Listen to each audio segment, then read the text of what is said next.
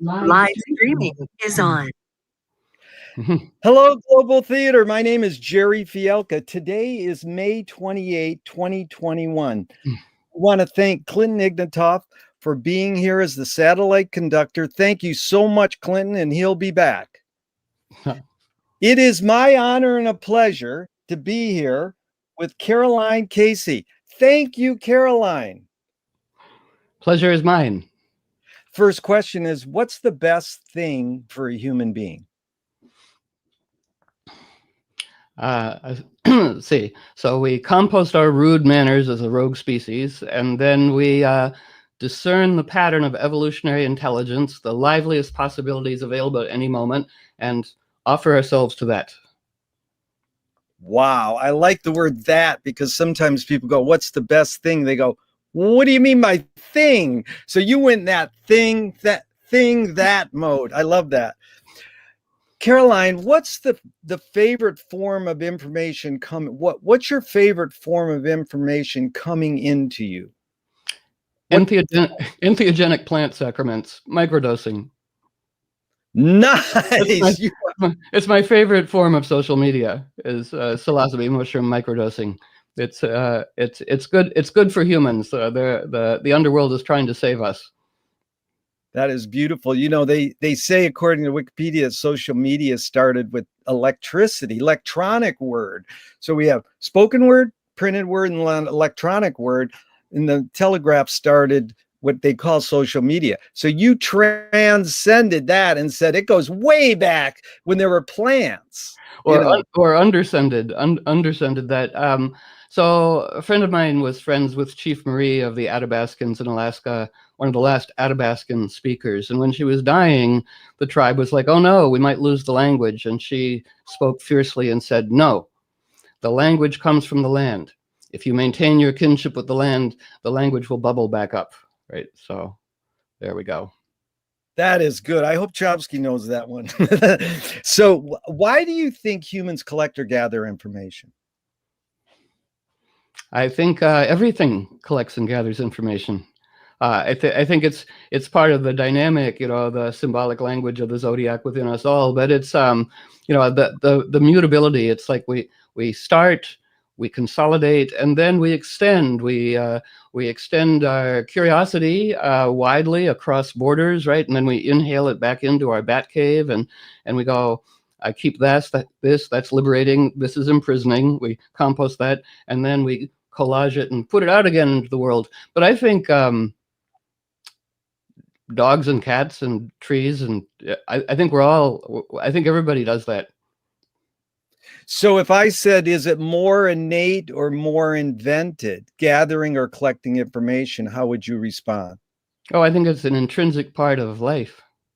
Right. So, yeah, no, I don't think it's learned. Oh, it can be imprisoned. We do get addicted. How many people look at their phone when they wake up first thing? It's like, as opposed to the sacred rituals we might have once done. So, yeah, we get snookered, and all that, but it's always equilibrating. Well, everything can be liberating or imprisoning. I mean, everything, right? Yes. So that's why we go we calibrate. We go, I want the liberating thing, and the animals help. I mean, sometimes the animals will come paw at me to turn off the television.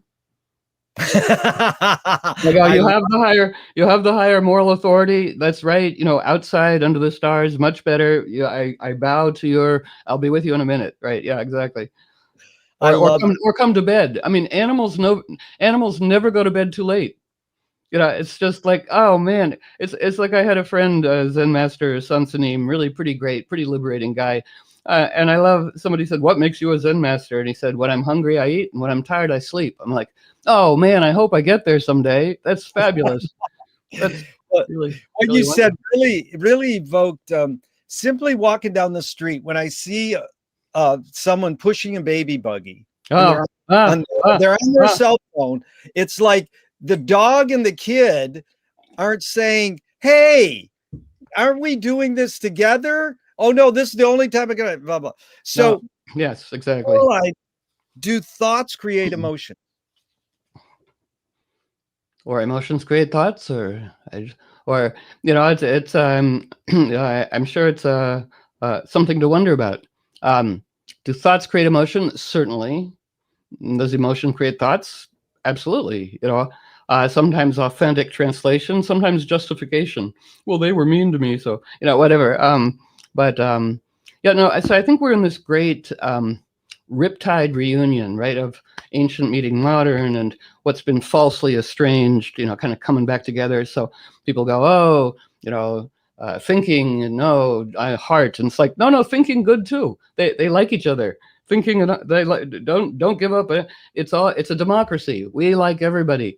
Um, you know, ancient, modern, but I do like expanding our uh, ways of looking at things, right?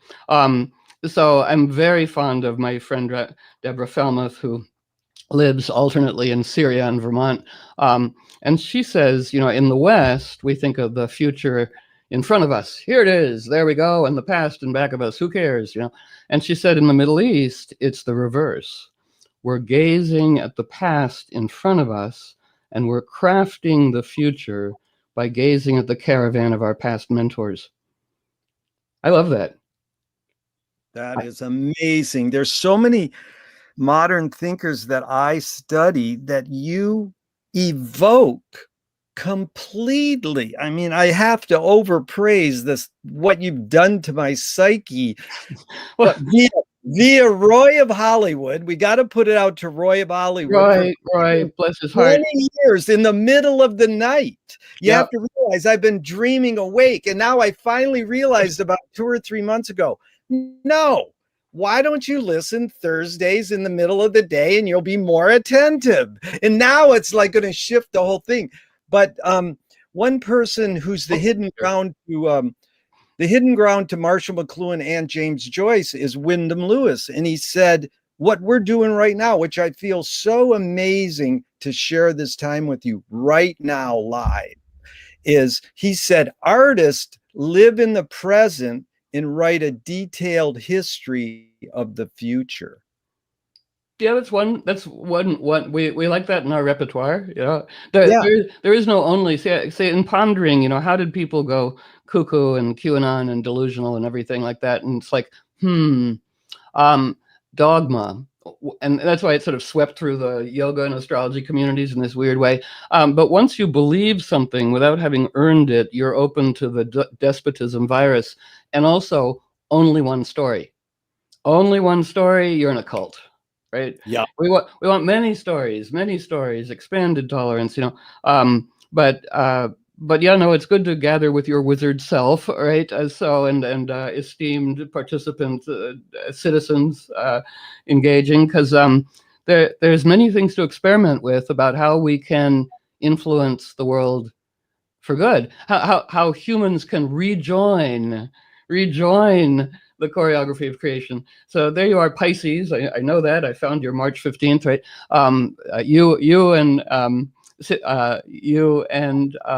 Wait, it'll come back to me. Oh, wait, no, it's spacing out.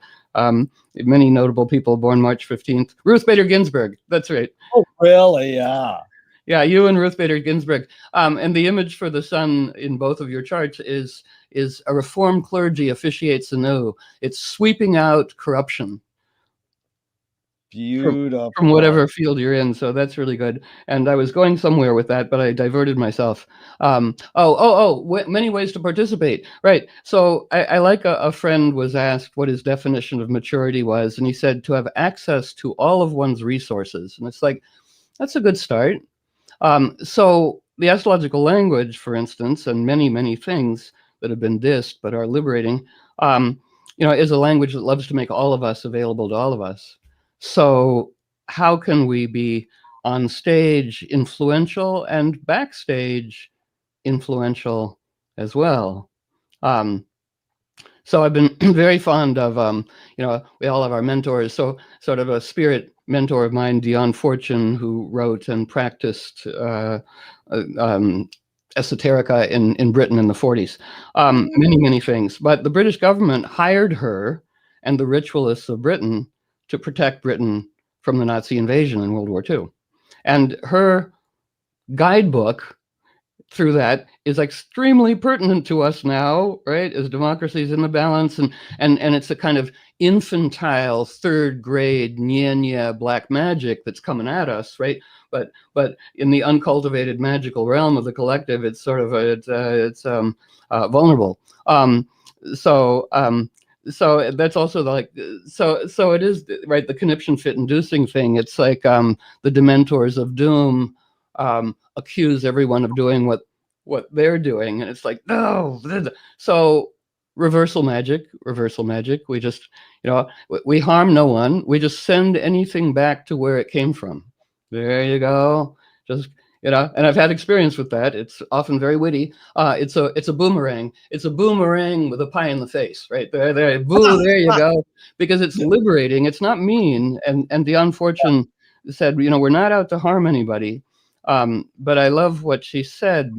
A few crucial things. She said, and she's writing when the bombs are falling and everything. And she said it was essential for our work, and we could extend that to all of us here, to maintain an atmosphere of tranquility in our home temple world headquarters. Otherwise, how could we have hoped to have been a nucleus of stability for the nation's soul? I go, oh, I love that. Vocabulary upgrade, right? Anything we have a word for, we have a relationship. And right now, the nation's soul is eager to be, helped out. Neptune in the sky right now, hanging out at 22 degrees of Pisces. When this country was born, Neptune, its vision, its soul, the idea of democracy was at 22 Virgo. So there's a capacity for us to open pathways going sane, reverent common sense into the collective mind. May this country come out of the cauldron of death and rebirth with ingenious altruism. I mean, which is going on. That it's cruelty and beauty neck and neck. We're betting on beauty. I'm there with you. And do you think the brain, or do you feel or think the brain more detects consciousness or creates consciousness? Where are these questions from? It's like some graduate seminar. What handbook? I'm like, nature or nurture. It's like, well, I don't know. We don't have time for this. But say it again. Let me just explain for a second. Some of my questions are either or, and it's really, we know it could be both. It depends, but it's really just a jumping off point. But sometimes people go, well, what I like to do is ask you all these questions and tell you how people have answered them, and then psychoanalyze the majority of the answers, because you're already tackling pretty much everything I'm going to ask. You've already tackled it, and we're there already. So I want to go beyond. I always want to go beyond the stock lines and the hidden psychic effects of the things you've never said before, Caroline. Oh, good. All right. Excellent. I love that. Consciousness is bubbling. Are we detecting it, or are we creating it?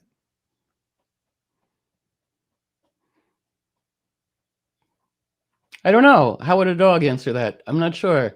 And it's not quite related, but I was at a gathering on Cortez Island, and there was a very precocious group of kind of young teen whippersnapper cosmologists, and they wanted to talk to me, and I thought just like hang out and talk, but no, it was sort of an interview, and so they start off by going, we're all kind of around the fire and in different states of like woohoo, and they go, what is the ego? I'm like, and then all I could say is, who's asking?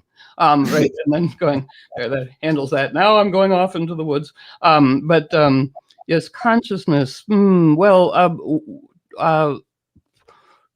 We could put that there, but more maybe where we might want to go is how would we tease the answer into pragmatic mysticism about what we should do now?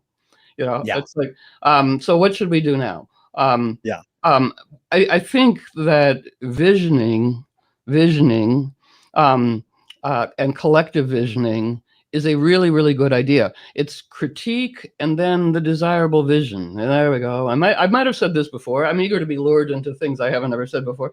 Right. So that's a delicious prospect, and I'm available for that. But I would love to co-tease with everybody here, like, if we know this, then what should we do, right? How is trickster ingenuity is awaiting our willingness to cooperate, so we could have, but it's dangerous now, right? And it's good to look at that.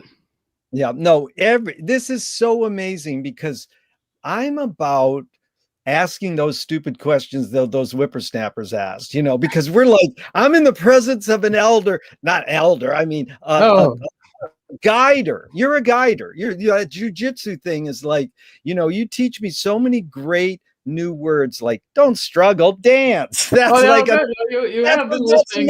You have been listening, isn't it? Yeah, isn't it? That's a fun one. No brainer. And believe me, I don't want to overpraise, but I lecture to college kids on art, subversive art, and experimental film sometimes when I can weasel my way in. And it's like the night before I'm doing it, I'm listening to your radio show and I go, that's the word I'm going to use. And it like seeps in, like, just like you said, where do you get these questions? Well, I've just studied all the people who've asked questions for the last 30, 40 years and hijacked all the great questions. So you might have said these things before, huh? So it's only fair to lure you into the place where neither of us have said any of this before. Exactly. That might be really challenging. No, it's improv poker. Sniffered poker. No, it totally is, because the next question is this question you've already answered, but I would like to see how you manipulate it, because it's Audre. Okay. Or dance with it. Dance with it. Audre Lorde said you can't dismantle the master's house using the master's tools. Yvonne Rainer responded, you can if you expose the tool. Now, my question is usually, what new tool do you suggest? Now, you've already answered, critique and then action. But what more could you say to those things? Dismantling the master's house using the master's tools. It's a known thing, Audre Lorde said. And it's like, well, we got to invent new tools. And that's what George Lakoff said. You can't use just the existing language. You got to use that and invent a new language. Well, all right, you can't whatever the thing is, dissolve with the old metaphors. Yeah. So I probably have said this, alert, I probably have said this before, but here it is. So, may our metaphors be derived from nature. I like doing that. So with street action, and I'm always working with, teams on language and manners in the street, people are like, take down the coal plant, destroy the coal plant. I'm like, no, compost it. Compost it to nutrient for ingenuity. There you go. Use the whole thing. No waste, and no polarity is sort of polarizing. And spiraling out of polarity. We put these aspirations on the table. Everything I say, I aspire, right? We all blow it. We all blow it. But that's why we put it on the table, going, oh, spirit of wolf that animates the universe, hold me to this. This is what I aspire to be, and then we get humbled, going, oh, yeah, but I think that's right now, which is, one possible desirable thing to maintain, to be an agent of liberating woohoo, to maintain jauntiness, no matter how provoked, right? And I think, because there's a lot of provoking out there. And I think every time we get to a level of like, pretty good, it's like, let's raise the level of difficulty. How about this? And social media is great for that. You can feel it when it turns polar. It's like, no, don't respond to that. Don't react to that. Back away. Go outside with the dogs. Go outside with the dogs. Drop it. This and that. But there's also, I train on social media too. It's as we do. I love the word chronophagic. It means time eating. So it's, at a certain point you go, all right, I have some, right-wing crazies in my feed that I keep for, as kin for training purposes, going, okay, how to, and how to practice to come to a story of accord. I have one completely crazy, violent, vicious, vituperative QAnon person who engages, and often the most hideous and ugly ways, and also like I know and you don't kind of thing. But at one point, I mean, I am absolutely a sucker for animal rescue videos, and just and animals doing great things. So posted one, and the toxic person came back and said, me and the conservatives and the QAnons, we like animals too. And I go, well, how about, can we envision a world that's wonderful for the children of all creatures? And they're like, yes, that's okay. And I go, it's a start. It's a start. Okay, I'm going now. You got to leave when you're ahead, going, thank you very much, got to go, before you get tar babied back, before you get provoked again. So so much of what you said also evokes my studies in McLuhan, or just the playfulness. He was about a playground. He was a player. He was academic. He teased people to believe his percepts were concepts. So he says things like, understanding is not having a point of view. In order to understand life, you have to walk forward, but to understand it, we walk forward, but in order to understand it, you got to walk backwards. But so much of what you said also resonates with him talking to Ezra Pound right there. And you were raised in the DC area, I think, right? I was. And the government threw this great poet into the mental hospital, Ezra Pound. And what Marshall learned from Pound was that Pound said artists are the antenna of the race. They're broadcasting the hidden psychic effects of the things we invent so that we can learn to cope with what we don't like about these things. So the spoken word, the printed word, electronic word has hidden psychic effects, but we just embrace them and think, I love words. They're important, but we don't think that they might have disservices, not a point of view negative, but they have disservices, and you can flip disservices into services. But he said, the main point, just the main point I was trying to say here is that he said, even though we can look to the artist to reveal the hidden psychic effects of our inventions, we still ignore the hidden psychic effects. Why do humans still ignore the hidden psychic effects of our inventions, even though the artists, the radio hosts, the astrologers, the painters, the poets are all revealing them? See, I bet you've said that before. Oh, I've definitely said that. Come on, you're not playing fair. Yeah. I would take that and go that the artist, smartest. I also the criminal. Everything in the collective is a dream to inform us, right? Which is why we don't want to go ooh evil or ooh famous. It's like, how is it speaking to us? So I do love a client ally of mine who's, you've heard me say this before, who's a forensic psychiatrist. So her job is to go into crime scenes and maintain curiosity and kinship with the perpetrator. And our conversations are great, meaning there's no private crime. It's a 12th house Pisces kind of a thing. It's a public dream. So she goes to where, children have killed their mother, and it's like, we are killing our mother. And it calls for us to have kind of mythological literacy. She was called into the Virginia Tech shooting, and had access to the shooter's diaries and stuff. And again, we want to be mythological detectives. So he was Korean, strict right-wing Christian, so no therapy, right? In Korea, Mongolian shamanism rolls in, in its slightly degraded form, suppressed by Christianity. And in his journals, the suppressed monsters were coming out. Now, if anybody had been mythologically literate, like therapists of any sort should be, they would have gone, lad, it's a metaphor, right? Let's work with it. Nobody could find him. Anyway, so, but our conversation is, pressure comes down and it erupts through the thin membrane, psychotic, right? So, and we have a lot of that going on right now, which is why,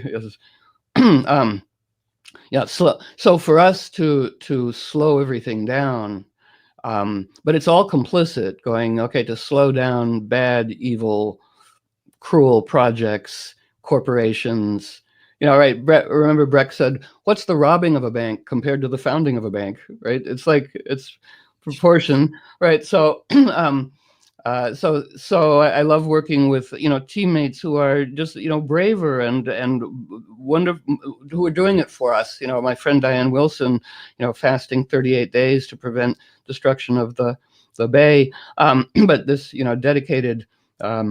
And something I was about to say, perhaps I'd never said it before, and so I forgot it. Whatever you think I was about to say, that Diane Wilson dedicated the part of. Oh, right. Well, that part of our team also, the good, what people are doing is also part of our team, and I do love these things that burble up. Sometimes our shadow is really good, and so doing a astrology session reading with a woman in person long ago, who was in a truly dangerous marriage, like dangerous, like death, and couldn't leave for the reasons we understand. And so I just, I aspire to be open to trickster, and I go, okay, but the entire team of women in similar circumstance is counting on you. And she's like, really? The team counting on me? Fucking hell. Went home, kicked the guy out, got a restraining order, started a woman's shelter, right? I mean, so the whole team is counting on each one of us. And that brings out the best. Like, we're not alone. Everybody's got some unique thing to do. Who brought what? Let's go. A culture of reverent ingenuity, you brought this, you need this, and that idea of connecting. How shall we emerge from this encouraged introversion, and what do we want to connect with our team of accomplices? Yeah, well put. I really believe what you just said, and I do it with homeless people in Venice who come to my event, and highbrow, intellectual, ritzy movie stars. It's all integrated, and like that's the great thing about Venice is you can't tell the difference between a wino junkie and a millionaire movie director. They all blend in as one. So I love that idea of the team and not distinguishing. Well, are you this type or that? Caroline, can you conjure up your earliest memory ever, or one of them? Earliest ever. Well, I think I do actually have an earliest one. I'm just verbal, so it's way back. And I remember I'm eating a piece of white bread with Welch's grape jelly on it, and I say to my Scottish nanny, "I can't remember anything before now." So I do remember that. And so yeah, go ahead. But I want to bring up because see, again, Pluto, everything right now, everybody's dredging from their own ancestors and things, what's useful, what still needs work, but what's pertinent, everything pertinent is bubbling up. So I also remember, being precociously sent to school and Sunday school early, and I remember. So I can place my age because I'm playing by myself with a doll's house, and in my mind I'm going, the Nicene Creed. One God, only church. And I'm like, no, I don't think so. I honored myself as a heretic, right then going, no, there's no one. No one. There is great mystery. I'm all for that. I'm all for candles and smoke. And, I gave the Catholic Church, everything I could before the age of 9, going, take me. Yes, bells ring, angels, smoke. Yes, 105-degree fever when I was confirmed, hallucinating, seeing saints. I gave it everything. But then, this dogma thing, and they're what about animals? Animals don't have souls. And I go, you know nothing. You're an incomplete theology. I'm out of here. So that's a seminal moment. You said the great word, because I usually say we're skipping a couple ahead. You got ESP. I love this. I say, what religion did your parents raise you, and did you ever check out? So you used the words checked out at 9, sort of. You raised a Roman Catholic, I assume. I excommunicated myself. Right. At 9, yeah. Preemptively. So who, before we go into the big question I'm bubbling to ask, is where did this start? At age 9, you were saying, well, I'm going to think what I'm being taught. In between age 0 and 9, something shifted in you to, I would say, enliven your independent thinking. So before we go into what was it, reading, watching, who was it? Within your immediate family, tell me someone who had an impact or was a role model and what specifically you got from them. And that's just briefly, and then outside your immediate family. I am, well, even before you asked about the family part, I am super grateful for being the youngest of 5 by a long way. Yeah. And having 4 pretty lively, pretty hip, 14, 12 years older than me siblings. So when I grew up, I listened to Joan Baez and Mort Saul and the Kingston Trio and Lenny Bruce, and they took me to see Black Orpheus like when I was 8, and I was like, oh my God, it's real magic! Whoa, you know. So and it was a wolf pack. If you said something stupid, you were like, ah, and I value that. And very verbal and fundaba, and a little mean, but I value that. And then see, they all went off to college, so then I'm like alone with the brooding mysteries of things, and reading a lot. So, and then the dazzling, older. So that was a huge step up, and they brought into the house people a climate, that transcended the parents, of feisty, intellectual, independent thinking. My brother's friend Duncan Kennedy, who is a radical. He was a radical professor at Harvard Law, and so hanging around the table, and I think I'm maybe 10 or 11. He goes, Caroline, what do you think about the Vietnam War? And I said some bullshit, like blah, blah, blah, blah. And he goes, that's complete bullshit, because here and here and here. And I go, thank you. I almost got snookered. It's like, no, that is so, thank you. I needed that. Yeah. So grateful for that. And I think the most fun friendships are where we can do that for each other, going, in a feeling of support, but definitely wolfy play. And I loved working with Robert Bly for many years, collaborating in the summer. And he was a tyrannical dingbat when I met him, and then really wonderful, and always was available for teasing. I really respect that. Woof woof want to play. And he became that, a great, honest teasing partner, in which you go, oh, it's already too late. And I'm going, oh, that's your tragic romantic melancholy addiction to what I mean, feisty. I think feisty's fun with friends. I mean, I have a great, ally, my backstage badger, who does listen to most of the shows, and it's probably for yourself. Sometimes when it's really great, but sometimes you can't quite tell, like, well, how was that, right? And I like having honest friends who go, that guest was like dropping a penny down a long well, like, hello. God knows you dropped the ball in front of them, going woof woof on a play, or you. Sometimes when I listen to myself, and I listen and I go, stop talking now, Caroline. Stop talking. Stop talking. Finish the question. Stop. Anyway, so yeah, and you did. That was brilliant, because it's so much of it comes back right at me, and we're seeing each other deeper through each other's eyes. And I do, people say in your interviews, there's too much of you. And I'm like, oh, and I cringe and I go, oh. And so, I'm so curious, because there's labels that you have been, I say, if you're at a party, we met at a party, what would you say? I said, well, what do you do? And I don't know anything about you, or you don't know anything about me. And you might say astrologer, feminist. And no, never. No. Okay. But these are labels that have been put on you: astrologist, feminist, and environmentalist. And I go, well, that's sort of, because I try to lure my friends into listening to you. And we'll skip all that, because as you've heard me say many times before, but here we go again, is there's no prison for the unexpected. Yeah. And almost any, even though my show is, 25 years on Pacifica, I was called the Visionary Activist Show. I'm stuck with the word activist because any ist word, there's a prison waiting for it. And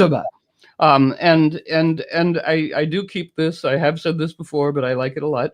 I still say it with enthusiasm. When I went to CPAC, because I'll go anywhere, I went to the Conservative Political Action Conference twice, like just to go to the underworld, and people, and there were these Ayn Rand right-wing economists. One of them even had an eye patch, and I felt contempt, right? And then one of my own precepts is there's no communication until you compost harumpitude. So I was like, okay. And so they made their way, because I always look like me, they made their way right to me going, and you, who are you? And I said, I'm Coyote Network News. I'm a mythological news service for the trickster redeemer within us all. And they said, that is so cool. But if I'd said I'm an astrologer and a feminist, no, something they'd never heard before, but it invited them to play. There's a trickster redeemer in you already. We've got a frame here. So I often start. Let me get into trouble. Talks in Northern California going, is there anybody here not a life coach? It'll just save so much time, right? And yes. Anyway, find new words.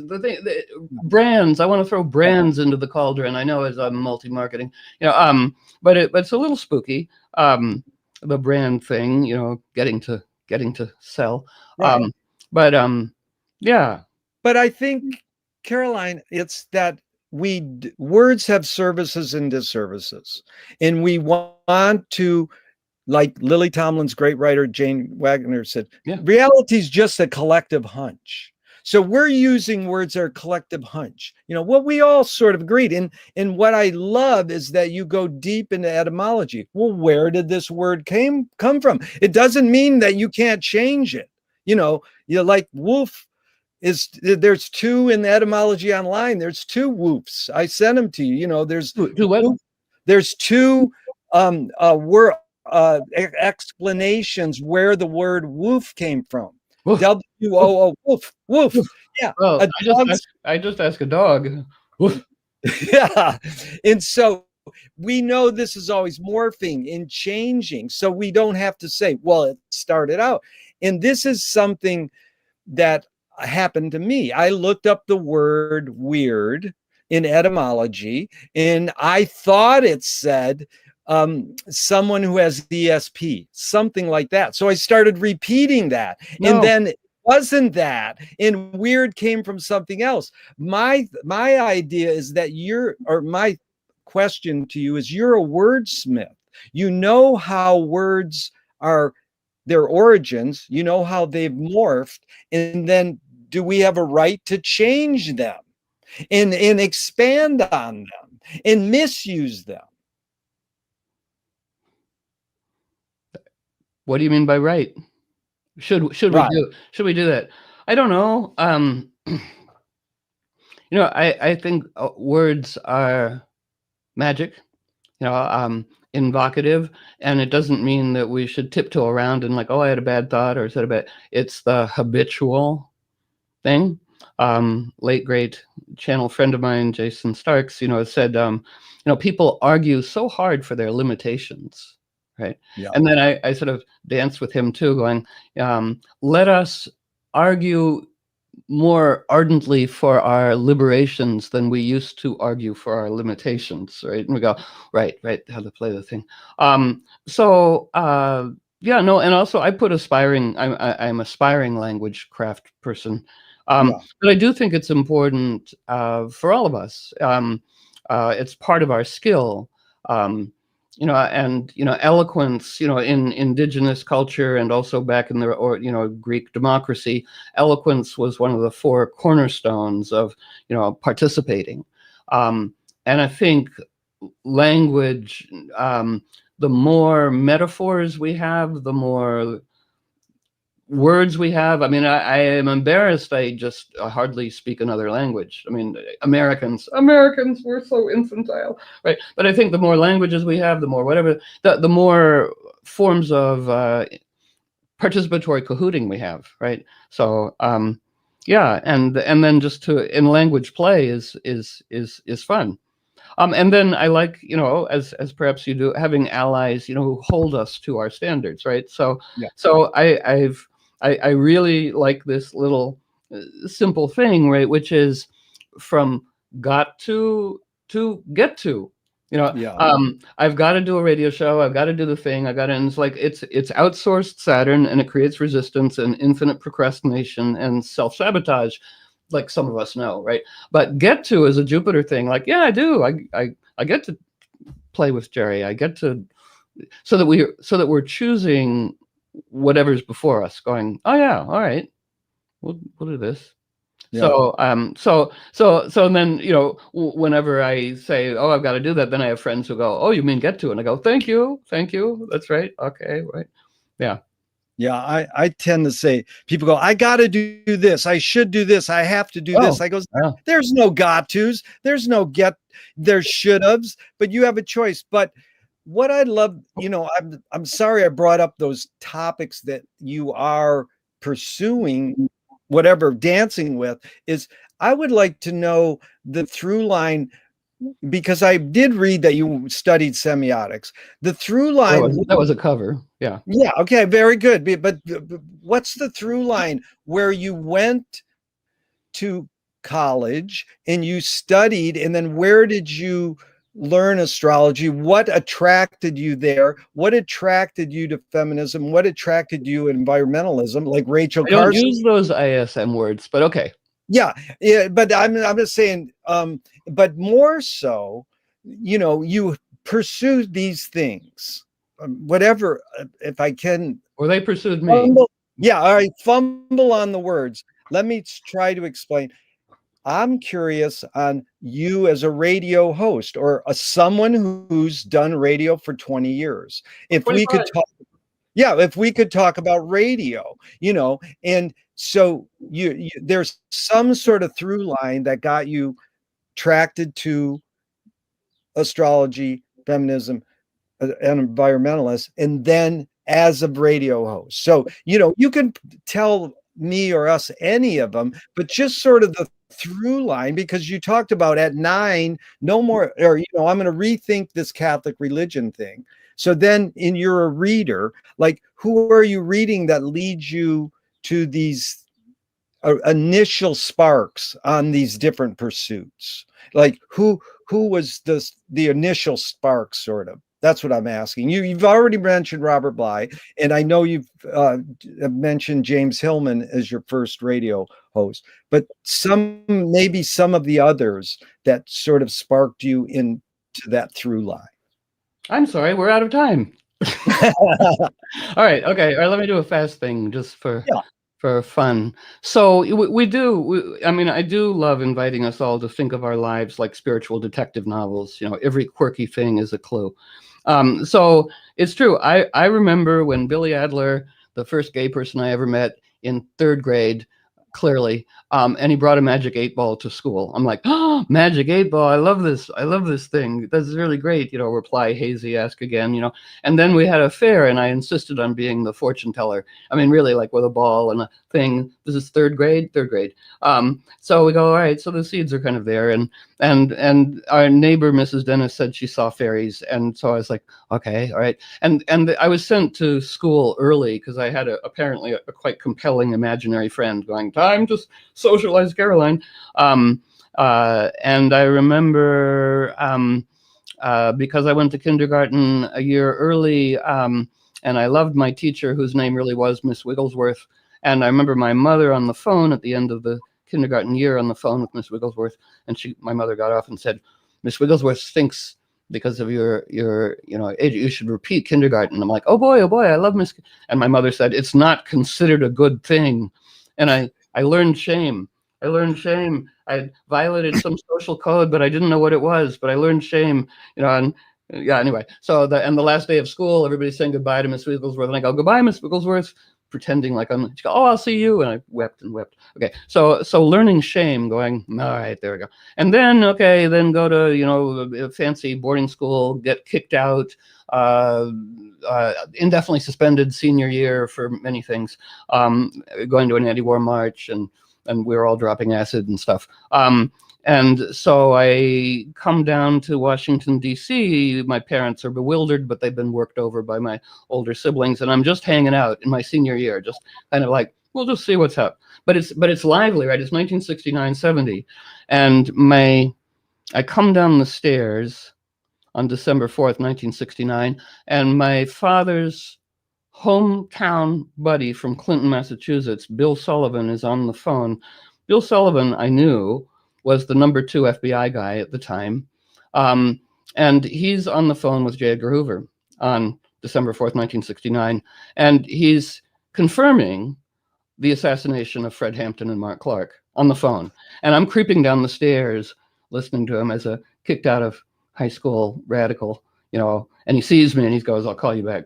But so I was like, Fred Hampton, whoa, I'm there. Yeah, that was an FBI assassination, just no doubt, And I go on to study COINTELPRO. But at that point, I'm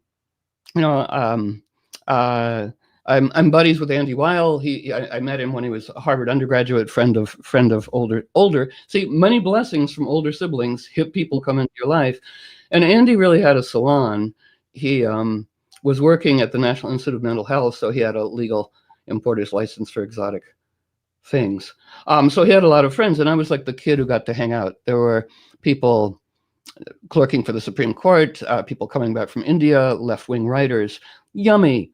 Just for a little moment, it's the only time really. And Andy says it was the only time for him too, where it was like, oh, and we get into tarot cards and the builders of the atom and responsible entheogenic use and, reading Joseph Campbell and dropping acid and climbing mountains and reading the whole Earth catalog and reading everything it said to read, So in that context, I go, right, astrology. Yeah, one of the great master languages. It'll do. I didn't even know the signs. Aries, Taurus, something. It'll do. Tarot, astrology, all spoken about with deep intelligence by these, pragmatic, mystic, spiritual, super sharp, smart, fun people for a moment. Yeah. And then I thought, how do you do that? So I went to an experimental college for 2 months in Florida, going, okay, no grades, no whatever. But I'd just been hanging out with cool grown-ups, and I didn't want to be in a whipped cream orgy ghetto, right? I was like, no, I want esoteric studies. I hurtled myself into London. It's a longer story, and just checked out every esoteric. So I know about cults, which is important now. You dive in, useful things. Tyranny. What was liberating is now tyrannical. Back out. I went to anybody who said something they had to teach, right? In London, India, San Francisco, but always studying astrology. Yeah, and then after years on the road, although I was only 19 or 20 at the time, it was like, wow, university would be great to read long books and to digest this incredible adventure I've had. So I finessed my way into Brown University to study astrology under the cover of semiotics. And that's the short version. Yeah. That is brilliant.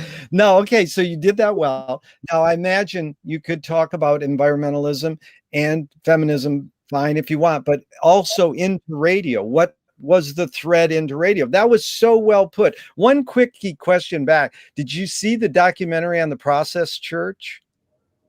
No, remind me. What's the Process Church? Is it Process Church is oh God, it's probably one of those cult churches that cross those paths.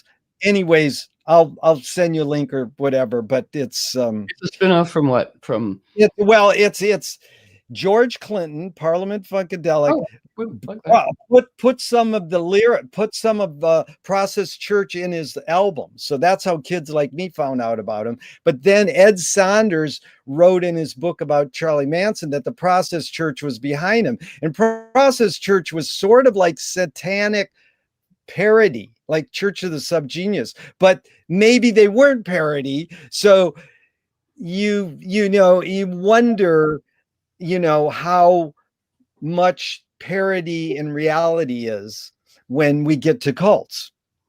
So are you aware of the Church of the Subgenius? Yes. It's like a fake cult, but it is. And the Church of the Flying Spaghetti Monster. Right. So all that. Quite wonderful. Yeah. Right, but there's some that are a little more kooky and fun, and you can tell they're playful. And then there's some that maybe they're verging, they're wavering. So I'm still curious on feminism, environmentalism, and then radio. What was the path to radio? Well, starting in no, I don't even know. But very, very early, storytelling is a consistent theme. And there's parts of my very young self that I would like to invite back too, going, right, telling stories on the school bus, and scary stories around the campfire, and, admiring storytellers, and reading storytellers. And right. The storytelling capacity of astrology, or any of the divination thing, it says, well, we live in a storytelling creation. Everything's telling us its story all the time, if we, by shape and color and everything. And if we just approach the world with informed, reverent curiosity. So I really, I compost the, I'm just releasing ISM, IST words myself, but feel free. Everybody has their own vocabulary. So, because it's a little too compartmentalizing,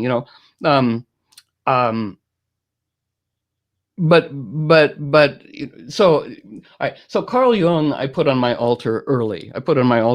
Going, oh, and then Joseph Campbell going, what a great model of what it is to be educated.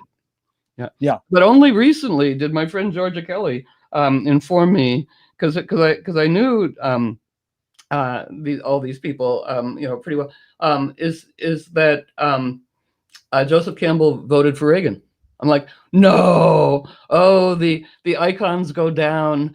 I knew he was conservative. I did, because it's like, well, we've got this category in the modern world. Just because you are hip in this realm, just because you've taken a million DMT, does not necessarily mean anything, right? Because we've seen corrupt people and it's like, right, just because you, well,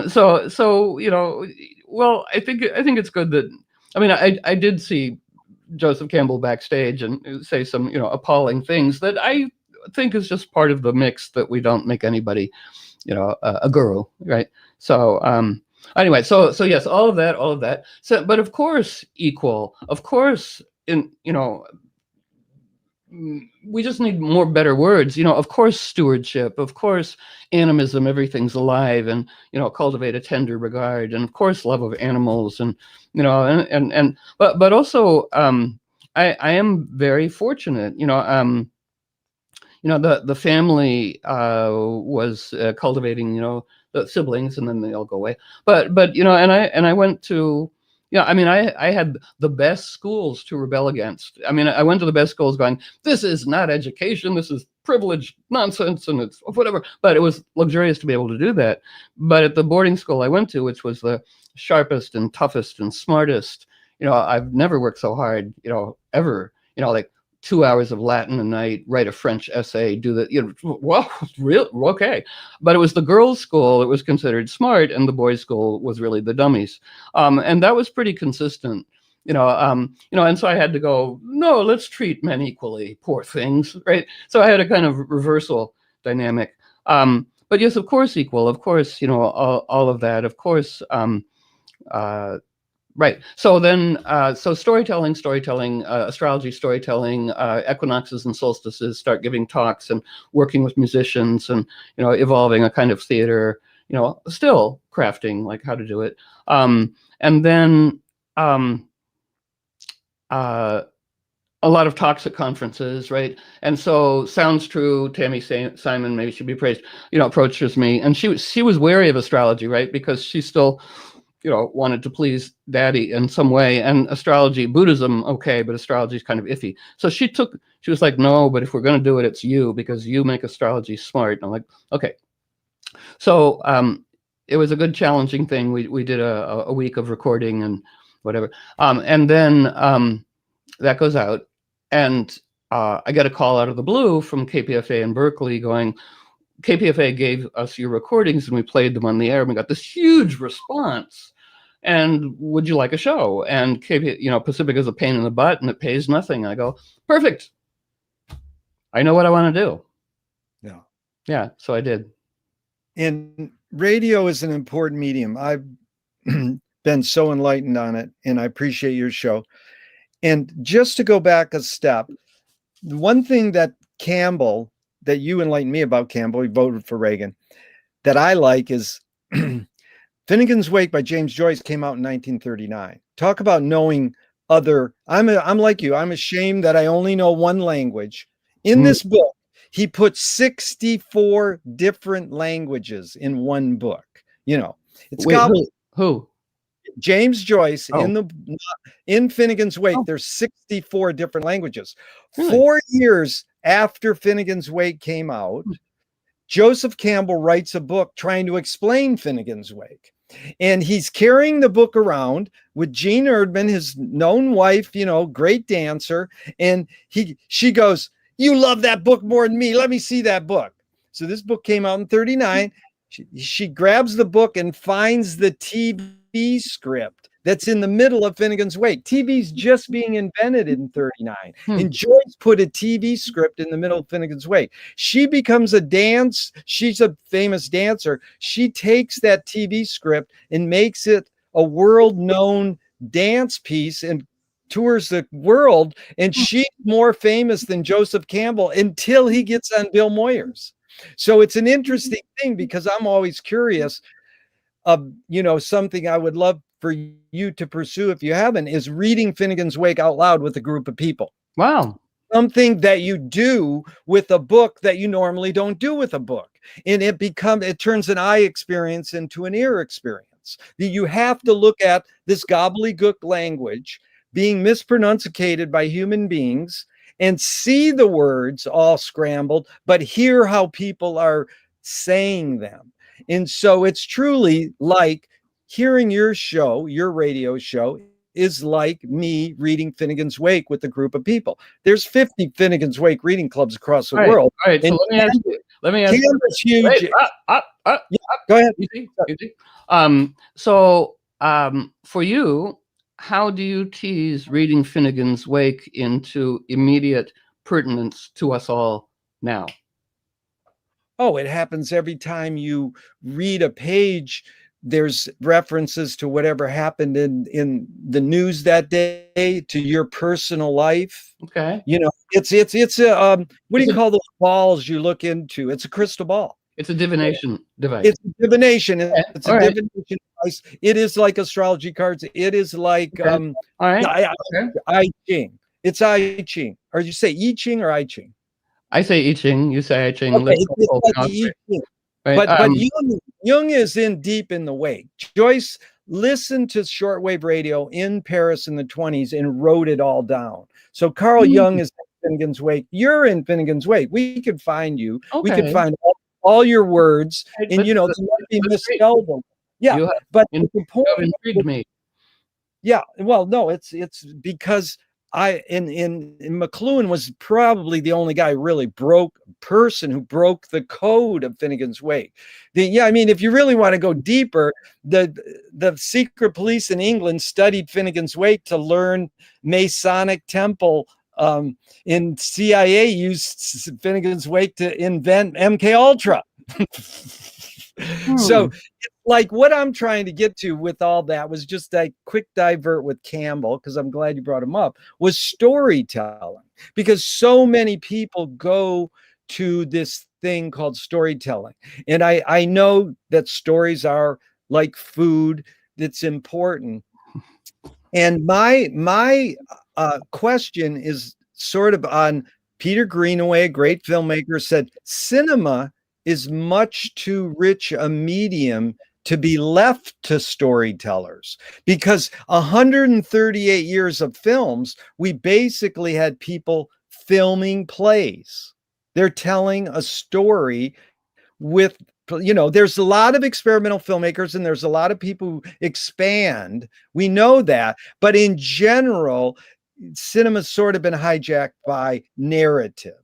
And so I'm curious if you think that storytelling is more innate or more invented by humans. I think it's part of creation. in all of us, I think everything's a storyteller. But yeah, no, but it's true that film starts off magic, right? Um, People disappearing and things you could do and ghostly and spooky and the cabinet of Dr. Caligari, right? In which completely great, in which the real ending is that it's the psychiatrist who's the crazy imprisoner, and then they change that anyway. Very radical. And Jigo Vertov, Man with a Movie Camera, I think 1916 in Russia, right? Incredible, mesmerizing, brilliant, and then pulls back and films him filming, so liberates you from the illusion. Really great. And then narrative. I love storytelling, and in film, and the art of storytelling. I don't think like we've mastered it. It's like 5-act structure, really important. And I think it was maybe it was John Fowles, but who wrote that he feared, instead of intellectuals, we get visuals who would go, oh, look at the splattering of blood, isn't that profound and beautiful, right? And it would be a kind of a sociopathic emotional detachment masquerading as aesthetic, So I'm a little wary that, and we go, the stories, ancient new ways to do them, there's movies that people love that I walked out of, like Pulp Fiction. I go, no, I am not going to be coerced into feeding this in any way. Jackie Brown, fabulous. Love Jackie Brown. What are we going to be complicit with? And it's like, sometimes I go, no, I'm not going to be complicit with this chi-sucking narrative that gets us nowhere. But I love detective noir. I love reading detective noir. I love watching detective noir because there's accountability. Yes. And because it's myth and fairy tale, you dive into the underworld to restore, So, yes. No, I appreciate what you just said, Caroline. That's really helped me. And Vertov is an amazing, important film in my life. And a screenwriting teacher actually told me that a great film is when you can clearly see the intention of the maker. And Kubrick said the opposite. Great film, great art, great music is when you can clearly not see the intention of the maker. What role does intention play in your creative process as a radio person? Fluctuating. It's all disciplined improv, right? How much structure, how much preparation, how much improv, have we done enough preparation? Do we feel off balance when we're about to go on? Like sometimes we do. Yes, so it's right. Intention. Well, I like intention, and I, as you know, love the word deliberate because it comes from Libra. And it comes from two verbs, libari, to liberate, and librari, to balance. So I go, right, deliberate. We don't want to fall over. We're deliberately sitting down. I aspire to, before a thing or this or a radio, I aspire to feel, calm and available. I mean, when you do you get to that, to like calm, available? Yes. Just before we started, I says, okay, take a deep breath, get calm, breathe, conspire, as you've taught me so well. Breathe together. I do that all the time with my group. Conspire, breathe. So this is a wonderful, liberating luxury for me, right? Because I just get to, like, there's nothing I am supposed to have done before our conversation. It's like, I just get to play with Gerry. Well, the Saturn's in your court, right? And then I get to be rambunctious and disobedient and everything. But yes, that's very, very good and very important. And feel very honored. So James Joyce, I truly do. I mean, this is a very special moment in my life, and I feel honored. And James Joyce was the first projectionist in Dublin about 100 years ago. He had a theater called Volta, and he checked out. He says, this is stupid. Why should I go inside a building and see a movie of a tree when I can go outside and see a real tree? So then years later, Faulkner said sometimes the best fiction is more true than journalism?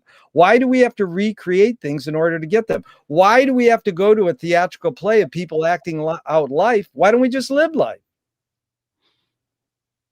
Because sometimes somebody's put a lot of dedicated intention into their craft, and it's liberating and profound, and it's a feast. Like going to a great comics set. It's like, oh, it's such a luxury. Somebody's really worked hard to do this fun thing. It's like yum yum yum. Yeah.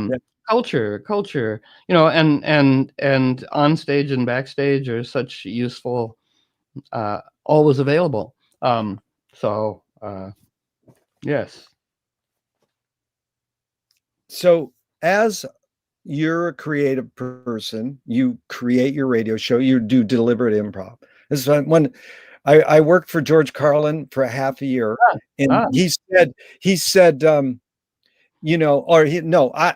the mail, we got a flyer. It had nothing to do with him, but on the flyer, it said, I'm trying to get more control over my spontaneity.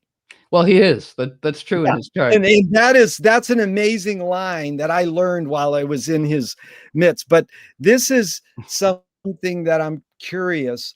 George Manupelli started the major experimental film festival in Ann Arbor, Michigan, 60 years ago. His mantra is ignore yourself. And Jonas Mekas says, there is no self-expression. Cecil Taylor, the great jazz pianist, says, I'm just a vehicle, and this stuff just comes through me. So I'm curious your feelings. And again, it's either or, it's a stupid question, but just your feelings on this idea. As artists, or whatever people are creating, are they more vehicles for whatever technology or culture is dominant, or are they expressing themselves? I know it's both, but how do you process that? The real question is, can art making be egoless? Well, Gurdjieff said, there's personality art, social propriety, wanting to be a brand, wanting to be a celebrity, and then there's essence art, which is like, comes through one as a contribution to collective well-being. But I loved what you said about George Carlin, right? Because he has no air in his chart, nor does Stephen Colbert. So it's not that they're not funny, because people with no air in their chart, we have to make them laugh and tease molecules into the serious places. But exactly what you said. But their spontaneity is backstage really worked, right? Yeah. They work hard to make it look airy. They're not airy, so that's just really interesting. Right, and then I do want to go back to you've re-enchanted James Joyce, because it's like we're dusting him off. Yeah, Finnegans Wake as divination. It's like, oh, okay. Because the part where I jump in on that is, James Joyce had a schizophrenic daughter, right? And he took her to all the great healers, and then they washed up on Jung's doorstep, and Jung said, well, let me talk to her. And then he came back to Joyce. You've heard this, right? He says, no, because Joyce was saying she's not crazy, she's a genius like me. And Jung said, no, she's really fucking nuts. The difference is, she's falling, you're diving, right? Yes. And that's the thing that Joseph Campbell lifted. He said, if you find that you're falling, dive. But he got it from Jung. Right. So there's that, right? And psychotic, again, alternating generations, so tapped in divinatory and then can become psychotic, but it's also the larger deal about everything as a research project, meaning what is our culture encouraging or discouraging? It's certainly, Jung might have been wrong. Right. It's a famous, cute thing. Right. But yeah, maybe she was a genius. Right. And we tend to label women crazier and give them, whatever. We don't know, but we wonder going. So right now it's a charming anecdote. If you find that you're falling, dive is useful. I like it. But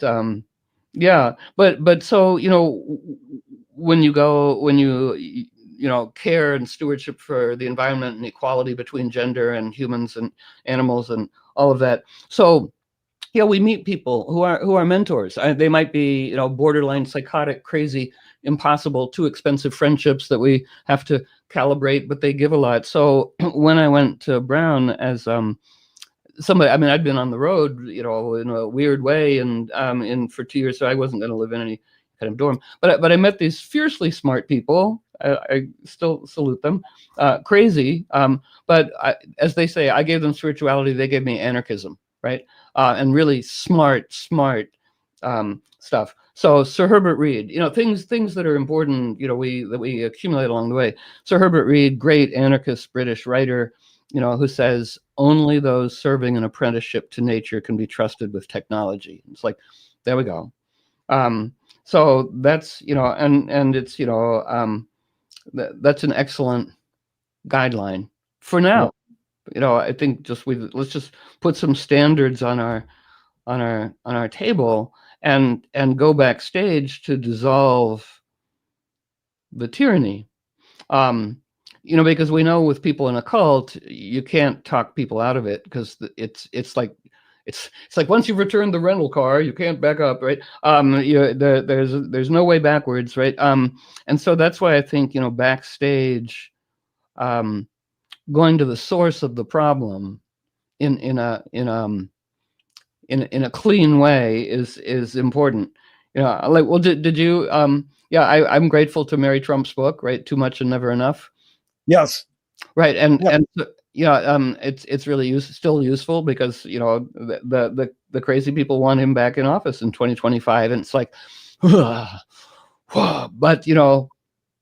not to worship that, but to use it as incentive. Going, that would be bad.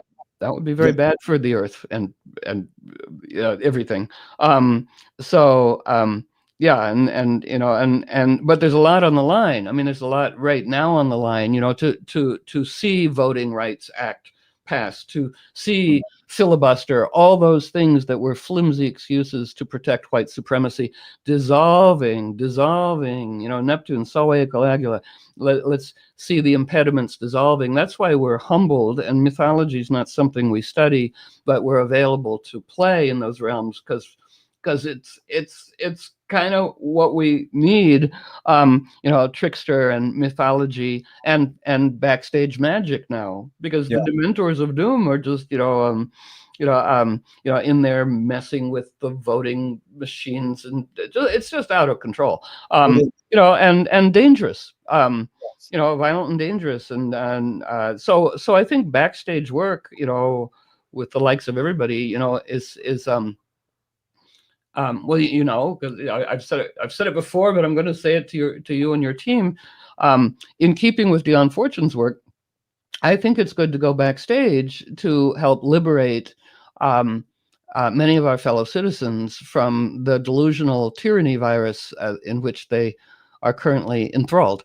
And the etiquette is we're allowed to set in motion anything of which we would be the happy recipients, right? So it's got to be really clean. But in reading Mary Trump's book, wondering, what has made a considerable proportion of our fellow citizens here and in the world, open to the delusional tyranny, compensatory condescension virus. Boom.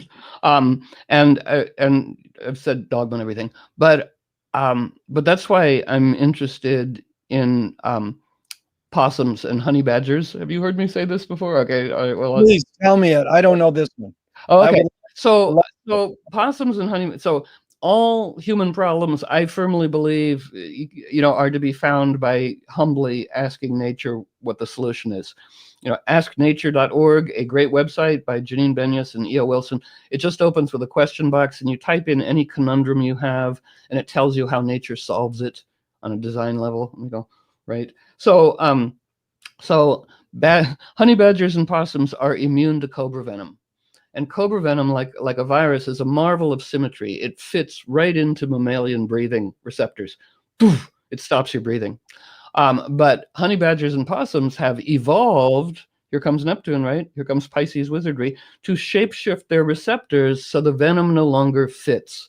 So I just think, team, let us imagine shape-shifting the receptors of the American psyche so the despotism virus no longer fits. So up to no good, or like, where's the despotism thing? It's not in my repertoire anymore. Oh, we'll just have to have a democracy.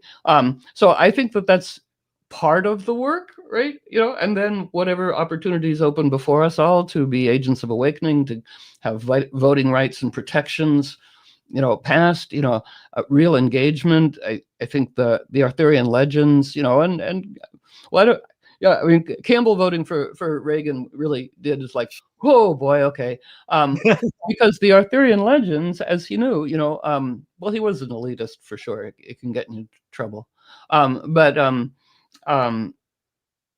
the Arthurian legends, right? So myths don't end; they get put on pause. But it was an experiment to have spiritually cultivated people engaged in governance. That's what the Arthurian legends were.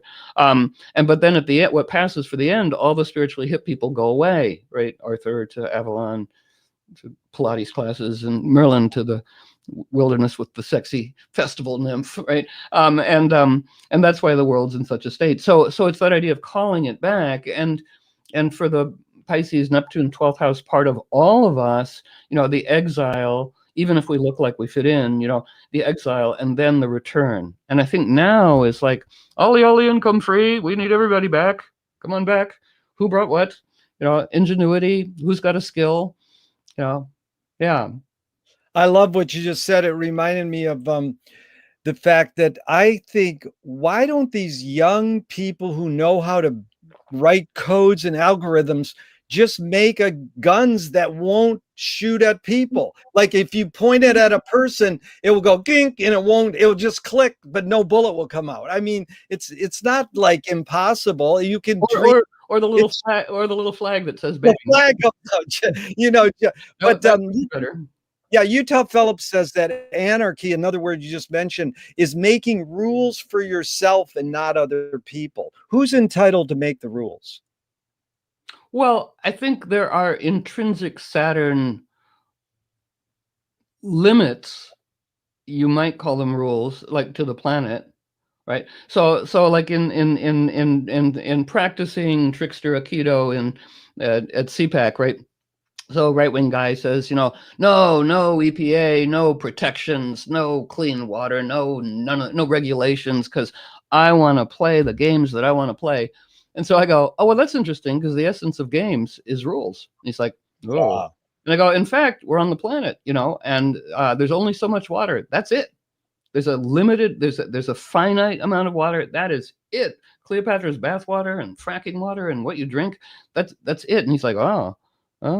So there's rules here. It's a game, Do you want to play or just throw the board over? And he did say, oh, I guess I better rethink my, what did you call it, metaphor. I'm like, yes, you go do that. So essence of games is rules. Now, my friend Catherine Neville's, one of her characters says, rules are like poles in a slalom race. You want to cut it as close as you can. Boom, boom, boom, boom, boom. So do we accept the rules? Do we agree to them? Are they intrinsic nature rules? Yeah. Yes. Human rules, always to be questioned. I've never met a rule I liked. I've taught at lots of spiritual places, right? And at one of them, people revered yoga place. Everything changes, but at the time they'd gone through their, guru sex scandal, and they were particularly reactive and uptight. But I arrive and I'm the bleeping teacher, right? And they're like, oh, here's a list of rules. It's like welcoming. It's like, man, I am smoking a cigarette out back immediately. Right. I mean, it was ridiculous. So rules, right? But guidelines, like Aikido, and in the trickster trainings that I convene and practice myself, I do like to say no rules but guidelines. And somebody goes, well, what does that really mean? And that night in Aikido class, I'm a recidivist. I want to go back. But the person said, don't resist guide, right? Don't, don't block. Don't block. That's what it is. Don't block guide, right? So when you block, right, you've got a polarity and you've got a violence and you've got Trump,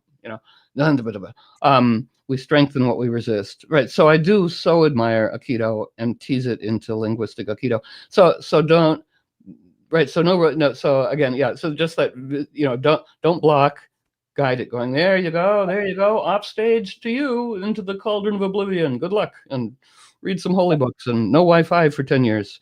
Well, that's you did it perfect again, because that's what we call McLuhan call it. How do you turn a breakdown into a breakthrough? So Moshe Feldenkrais works with healing and movement. He says it's literally possible to identify a weakness and incorporate it to become a strength. Can you tell me a weakness that you've incorporated to become a strength? Well, it's always a fluctuation, right? Disobedience. So you were disobedient, and what was the strength that you got out of it? Well, autonomy, but it's a fluctuating thing. When are we self-sabotaging, right? And how to have everything be responsive rather than reactive, right? So responding rather than reacting. So a weakness I've turned into a strength. Always kind of playing with that. Well, and see, being sort of Libran, right? I mean, I always turn it into for self and for others kind of a thing. So I like the etymology. So when feeling lonely or outcast, or like, remembering the word ecstatic means to stand outside. Yeah. And it's like, right. No, don't be sad and blue. You've got witches looking out for you. It's not that you're exiled. It's just you're ecstatic. And it's like, oh, that's more fun. And so when people complain to me about, those people won't let me in their, hip club, it's like, that's because you have an ecstatic relationship to it. There you go. Look on the bright side. And then I love, from the Chiron mythology starts the school for future cultural heroes, and their tasks are impossible, but they're always successful after they study with Chiron. So in Chiron's mythology, to be underestimated is considered a positive strategic advantage. Because if you're going to do something impossible, might as well make it a surprise. So I like that when people go, those people don't take me seriously. We go, that's excellent. You get into Chiron's school. They're fortunate. And you get to be ecstatic. Aloneness, exile, I mean, even though my siblings are, very verbal and sharp and smart and witty and all those things, that they still think what I do is silly, right? Do they really? Oh, yeah. Well, no, there's one who's my spiritual buddy, companion, esoteric journeying brother, right? But they're all like, oh, well, it's a little late for Caroline to get a real job, but tell them this one. This is Richard Berry, who wrote the great song Louie Louie. They're talking, Johnny Otis is talking to him about jobs, and he goes, job? I can't even spell job. And I used that line for 30 years. I says, I can't even spell job. And a guy came back to me, he says, can you spell broke? So, that's there's a that's a good one, right? Which is, it's empathic identification with outsiders. That's good. But sometimes I meet people who are like, well, I made my millions in whatever, and then I became a spiritual person. I'm like, oh, I should have done that first. Sweet. All right, I forgot that practical part. Yeah, right.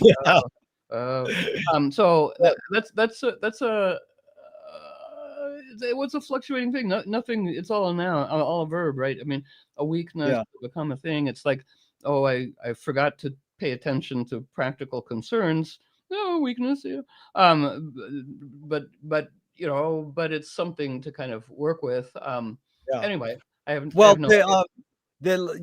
I am able to open up to you, and this is a major epiphany I had in my life. I'm before 40, 50 students, and they're all laughing, and I'm telling them all these cute quotes like you do. Like, I mean, they're lightning quotes, and they like them. Like George Clinton says, brother, can you paradigm? And they're all laughing. And this one woman in the front row goes, hey, what do you do? And I goes, well, I do nothing effectively.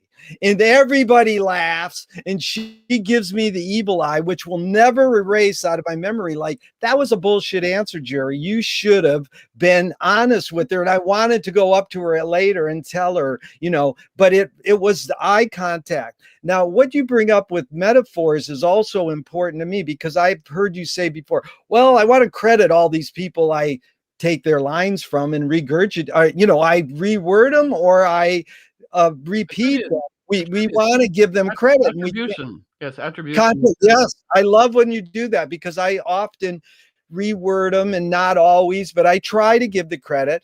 And I think that the real emphasis on cute quotes or enlightening quotes is when you reword them or reinvent them. And McLuhan did it so well with Robert Browning. Our reach should exceed our grasp, or what is heaven for? And he did it. Our reach should exceed our grasp, or what is a metaphor? So I thought you'd get a kick out of that McLuhan actually reworded that with the word, what is a metaphor? So anyways, we're sort of getting to our 90-minute. I would love to go farther. Are you okay going another 10 or 15? Yeah, with a party with a purpose. Where do you want to go? Well, This is all good preparation. Yeah, where do you want to go with it? there's a couple places I want to go. One is, if you're walking down the street today and you met yourself as a 12-year-old, what would you say to your 12-year-old self?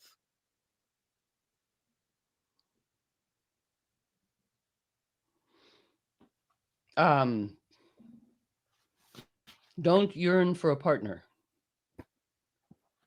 Oh my God, that is really fun. Don't. Now, do you want to talk about it or just leave it at that? That's enough. Okay.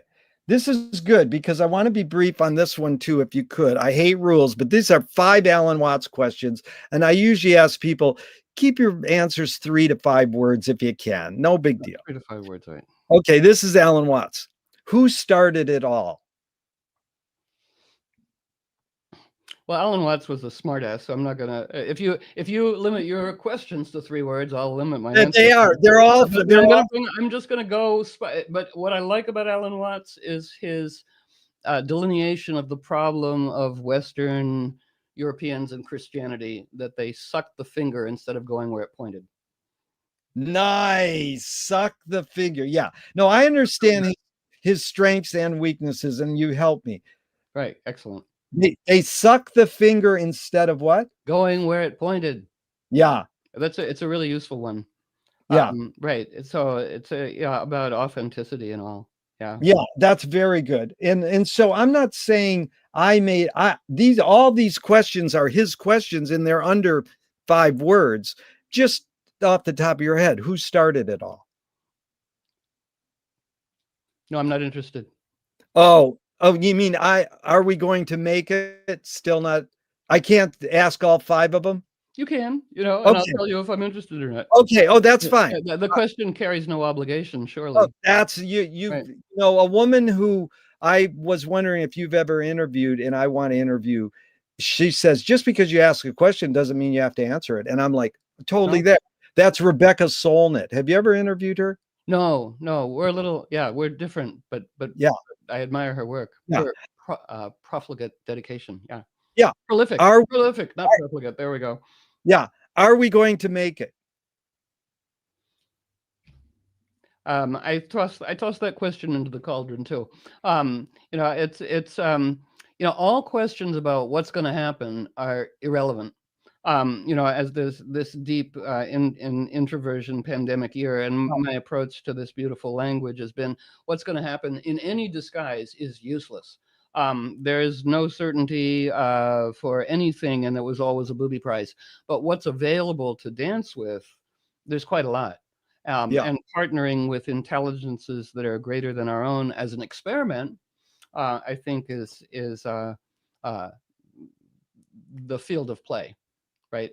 So like, where do each one of us want liberating genius? Because right now, it's a question of like pause, kerfuffles, deep introspection. Like, what are we all dedicated to? And that strengthens our signal, like radio. So we're more likely to attract, synchronicity that's relevant. So what do we all want to connect with? What is our what do you want your work to feel like to its audience or to the world? Yeah. No, but I'm asking. Yeah, I could answer that. I think that if you're asking me the question, or you're just asking you the question? Yeah. What do you? Yeah. No, I appreciate that. It's like, I think that humans invent things. McLuhan said that technology, anything we invent, is our most human thing. And my philosophy sort of goes that we invent things to connect to other people. Hmm. That is the essence of, that's why he said the most human thing is technology, meaning any human invention, philosophy, cell phones, spoken word, printed word, anything we invent. And it has hidden psychic effects that we just embrace the invention and we don't really suss out how it's shaping our behavior. And so that's, he said, we shape our tools, then they shape us. And most people aren't aware of how they've shaped us. That's not good or bad. I'm not trying to make a value judgment. I just think people like you have helped me understand, well, what are the hidden psychic effects of words? What are the hidden psychic effects of radio? Well, like, that's why, I put it out there aspiring as an offering, and then not to get grumpy, because I'm not going to get grumpy at Bernie Sanders for saying fight, fight, fight, fight for justice, fight for this, fight for that. But it's a very hot word, and I would implore, may we have a larger vocabulary, because fight, our brain cascades, I also have a kind of jihad to expand vocabulary beyond the word impact, right? Impact investing. It's like, really, you want a short, violent encounter or a long, curvy influence. Let's see what the difference feel of the thing is. And protest comes from testes. It does. It's Leviticus. I swear by my balls that this is important. Testify, testimony, protest come from testes. And so a protest was to grab your balls and affirm something. To protest the war means I am grabbing my balls and I'm all for this thing. So then it was protest against the war, which is a U-turn that loses energy, right? And then we just dropped against, we protest the war. So I think it's part of how we handicap ourselves. Not huge, just something to consider, right? With the stars, that we don't need to know astrology. We just consider means with the stars, right? So the language, because it is magic, and we want to, what you said is, most people aren't aware of what shapes us and all that. We go, yes, but we want to kind of put that in the past tense, right? It has been true that particularly Americans have been ignorant dunderheads. When I travel to Turkey, I go, please excuse us. We are a childish and childlike culture. We know nothing of anybody else's history. Please, we are not. Because Bedouins in the desert know more about American politics than most Americans in a savvy political way. It's like, most people almost anywhere, are more cultured with, we didn't get to satire and everything. We love satire. We have a shared love of satire. Satire, irony, innuendo, complexity, complex thinking. Why we do want to, hang out on the back steps and, at the spiritual retreat place, hang out with the kitchen people, right? And that's my affinity. Again, just backstage. Backstage is a great term, because what you said about satire really resonates with me, because I am deeply influenced by Frank Zappa and Marcel Duchamp, and Swift guided them both to saying satire is a mirror in which you could see every face but your own. And Frank taught me to embrace contradiction. He said in the middle of his song, nothing is what I want. And he said, you got to love the cops as they beat the shit out of you on the street. And he says, I'm not black, but there's a whole lot of times to say I'm not proud I'm white. So the whole thing about satire is, which I've asked many people, is, can satire be destructive? And it's like, they used to go, yeah. And one person said, that's the job of satire, to shake you up and have a revelation or maybe a new way of looking at something. But we know satire can be destructive because, if you... Go ahead.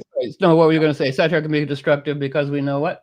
Well, because if you do a cartoon in a certain country and people don't like it and they come and kill you, you're dead. Most people think being dead is bad. So that wasn't satire. I want to hone our terms. Yeah, go ahead. All right, everything can be liberating or imprisoning, right? Satire, and Jonathan Swift, right? You invoked him, on his grave, it says, here lies Jonathan Swift, where the fierce winds of savage indignation no longer lacerate his heart. And we go, yeah, that's 2 drops of that. That's pretty good. But the Celts knew that only satire could bring down the unruly tyrant, the power-abusing being. But satire is not sarcasm. Satire and irony are intrinsically liberating. Sarcasm is a cheap wounding, right? So I want to make that discernment. Everything is meant to be liberating, and satire intrinsically is liberating. And I'd say Frank Zappa was great. We're all incomplete, but not completely cooked. Not quite a satirist, because it was still a little mean, right? It was. It had sarcasm. He didn't have maybe equal mentors who go, hey, no, you need, or a wise old Merlin wizard to go, you show promise, lad, but you need to hone, right? And what's the effect you want to have here, rather than just sort of tantrum yoga and smart. I mean, we're all grateful. Who would imagine in Washington, D.C., AC, D.C., AC? But it was, that was good. Anything in the past is good, but how we might be inspired by it now is like, well, yeah, some of that spicy. Well, he's born on King Arthur's birthday, Frank Zappa, so that's cool. So we want more. 12/21. Yeah. What's the birth of the liberating, hoo-ha? It's Joseph. It's Robert Bly too. So it's the opportunity to be the clan leader, and then. We would wish each other all, mentors with high standards. And I miss that about Robert Bly, because at first he was really pretty mean, and then he was sharp. Here's the evolution, right? His satire was also mean sarcasm, right? And I'm sure he was doing it on his own, but we had an interesting dance, and I'm like, lad, that's not liberating. And he did craft himself. I don't take any influence here. But what he did keep, somebody would read a poem and he would say, that's a terrible poem. It's not even a poem. And if you're really serious about the craft, you should go study with this guy, Fran Quinn. I miss that in where people go, oh, it's so wonderful, the song you made, or the horrible thing. Like, I think it is a disservice to people to not be honestly critiquing. Although a Scorpio friend of mine, I'll never be able to use this once I give this secret away, because I said to him, what do you have friends and you like them and you go to see their art and it's awful. It's awful. What do you do? And this is such a Scorpio answer. He says, I always tell them, you must be very proud. I'm like, oh, that's so wicked. Oh, that's so good. I can never use that now, but it's genius Scorpio thing. You must be very proud. Right. Anyway, it's funny. You know what? One quickie. Jean Cocteau said, when you create your first piece of art, and someone comes up and says, you don't quite have it right here. You colored outside the lines too much. Cocteau said, take that and exploit it the rest of your career. Take that first criticism of your creative output and exploit it the rest of your career. So I understand, and that's why the most important thing with all these Zooms is, it's going to end, and then we'll go bye, and then it's like, could we have a post meeting and talk about what happened? That's my favorite part. Right, kick back. That's always. That's right. Let's all hang out. Well, I will tell you, but sort of, relating, going, all right, let's all help each other to compost. So there are. I think of myself as pretty tolerant. Aspiring. But I do scan the public horizon of people contributing things, and part of me, it gives me conniption fits, going, that I find some out there toxic mimics. But then I go, but they are incredibly disciplined and just putting this stuff out. It's a horrible stuff, but they're just putting it out. So everything, especially now for everybody, and I take this to let every kind of be an incentive to experiment, to do it right. So it's like, so do it better, Casey. And it's like, right. They're putting it out, right? And it's like, okay, all right. So I do, for all of us right now, whatever gets our goat or whatever is a kerfuffle, to serve as a liberating incentive to creativity, genius poker, do more, do it better, and let go of the, and bless everybody, including those, right, who are annoying. Yeah, George Clinton said, "Free your mind, your ass will follow," because you are a great dancer. You help me dance with words. But I asked him, "What kind of music do you like?" He goes, "I like the kind of music that I hate, that pisses me off, so I can figure out why is this music not working with me. I'm not getting it. It's what you said. It's a liberating incentive. So he didn't say, "Oh, I like the music that cuddles me and makes me feel good." He says, "I like the music that fucks me up." I always say great art fucks your shit up and it makes you go, "I could do that." That's like Sun Ra. He's the guy came backstage and he says, "My kid could play that." And he goes, "But can he transcribe it?" No, Sun Ra pretty liberating. Sun Ra pretty liberating. The whole thing is like, that's liberating. Yeah, yes, I'll bow to that form of embodied mythology in a liberating fashion. That's super fun. Yeah. Right. Well, several drops of that. Well, we can sort of wind down here. I've got a million more things, and I liked how you go, well, if we're going to wind down, we got to focus. So Joseph Beuys, who lived with the coyote, this artist. No. But a fellow coyote living person. Check out Joseph Beuys, very important performance artist who also actually wrote another chapter to Finnegans Wake. He says anybody can do this kind of gobbledygook, but he said make the secrets productive. Also, Lou Welsh, who was a wait. What does that mean? What does that mean to you? Well, I'm going to say all three of them, and then I'll it'll pull back. I mean, it will consolidate. So you say. So Joseph Zoy, yeah. So Joseph Beuys says, make the secrets productive. Lou Welsh was a beat poet and an ad man. He said, guard the secrets, constantly reveal them. But it was in 1928, Thornton Wilder said, art is confession. Art is the secret told, but it's not only the desire to tell one's secret, it's the desire to tell it and hide it at the same time. So I have a question. I don't need to ask that. If you just want to process this idea of what these people are talking about, secrets. No, I have no interest in that. There are no secrets. So secrets, mysteries. Because see, the language which I sort of spaced out on halfway through, because it was like guarding this and this is mine. It's like, oh, this is too much Mars talk. And the whole bogus book, The Secret, and the thing, and it's like, and see, I like that the people who wrote The Secret, through my friend Josh, wanted to contact the Dalai Lama, and the Dalai Lama is, there are no secrets. So next, let's have another conversation.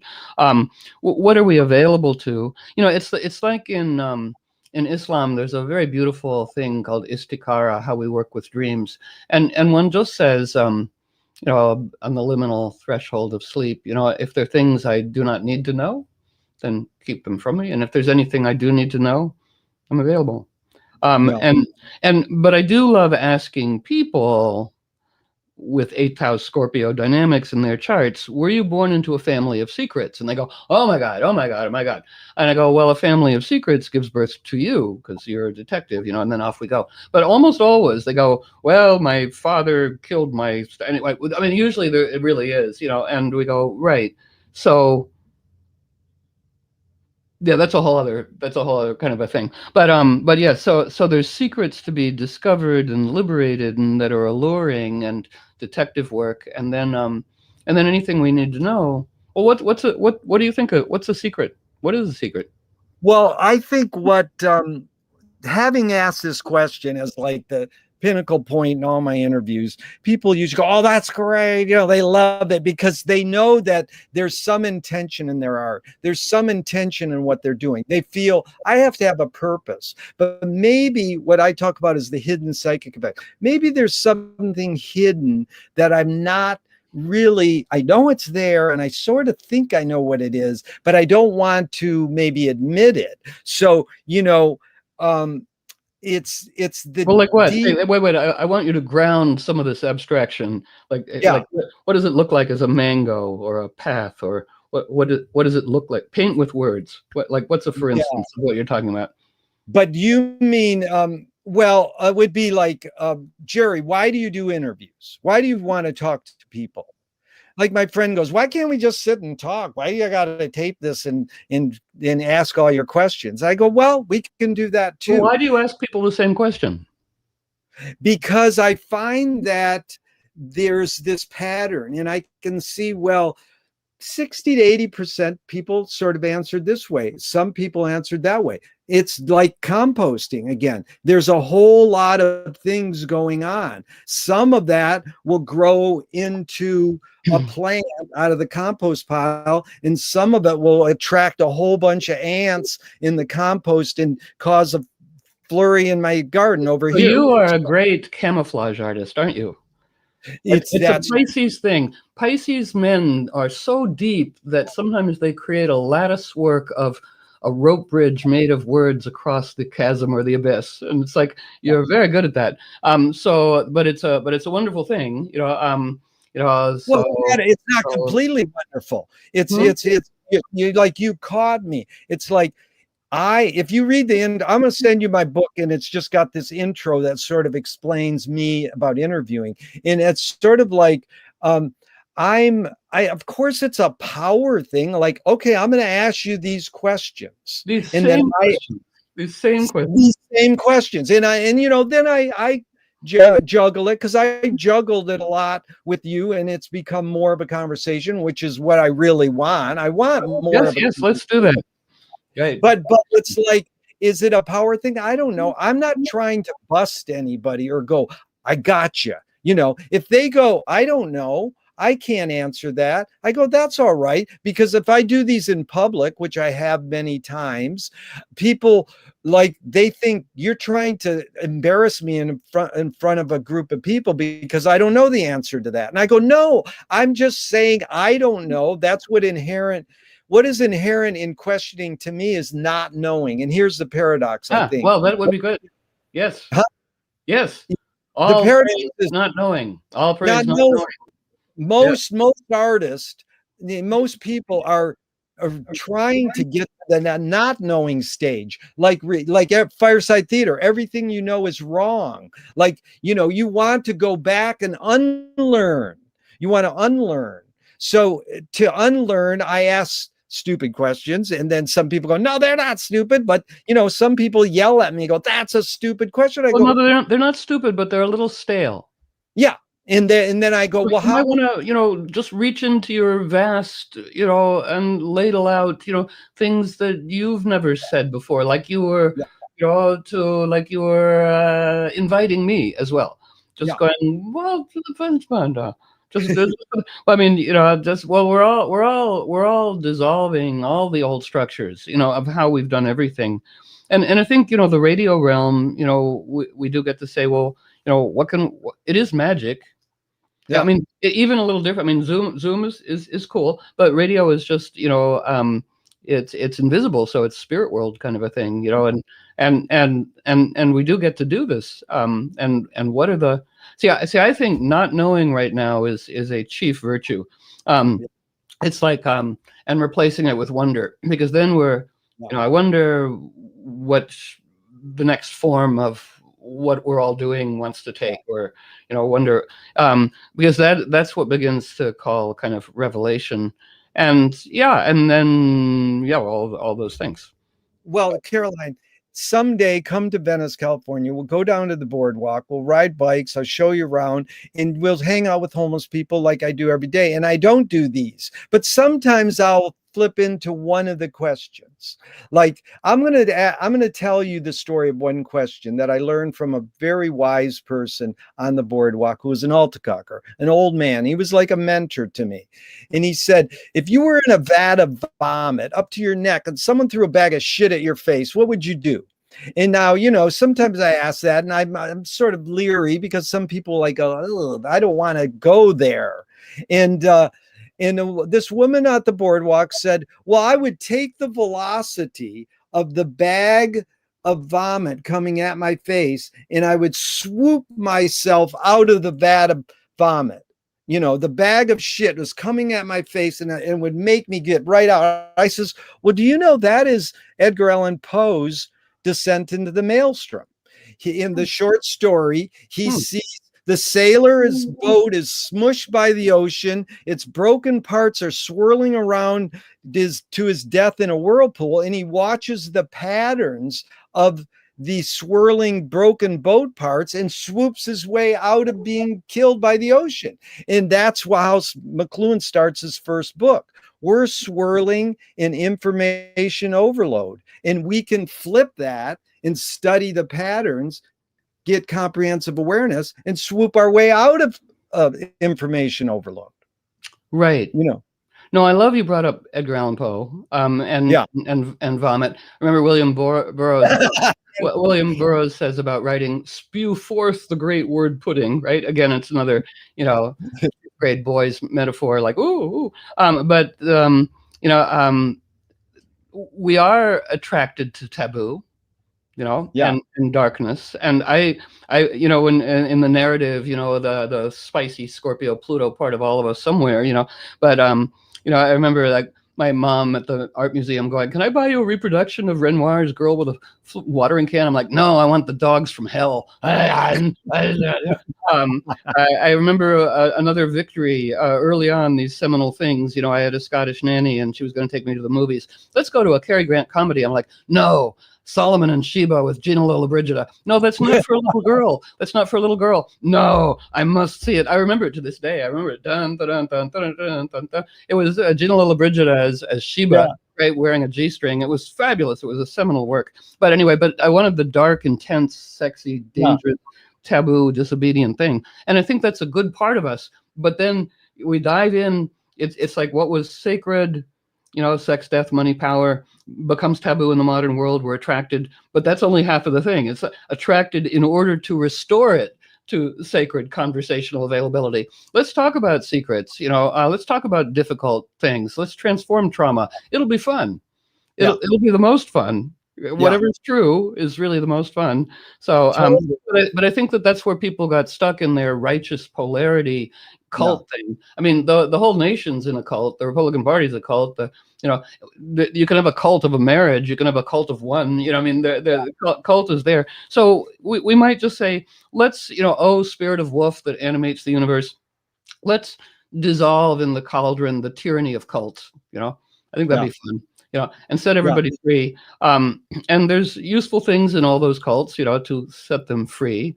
And that's why I like, irony and satire, but compost sarcasm. Yeah. Beautiful.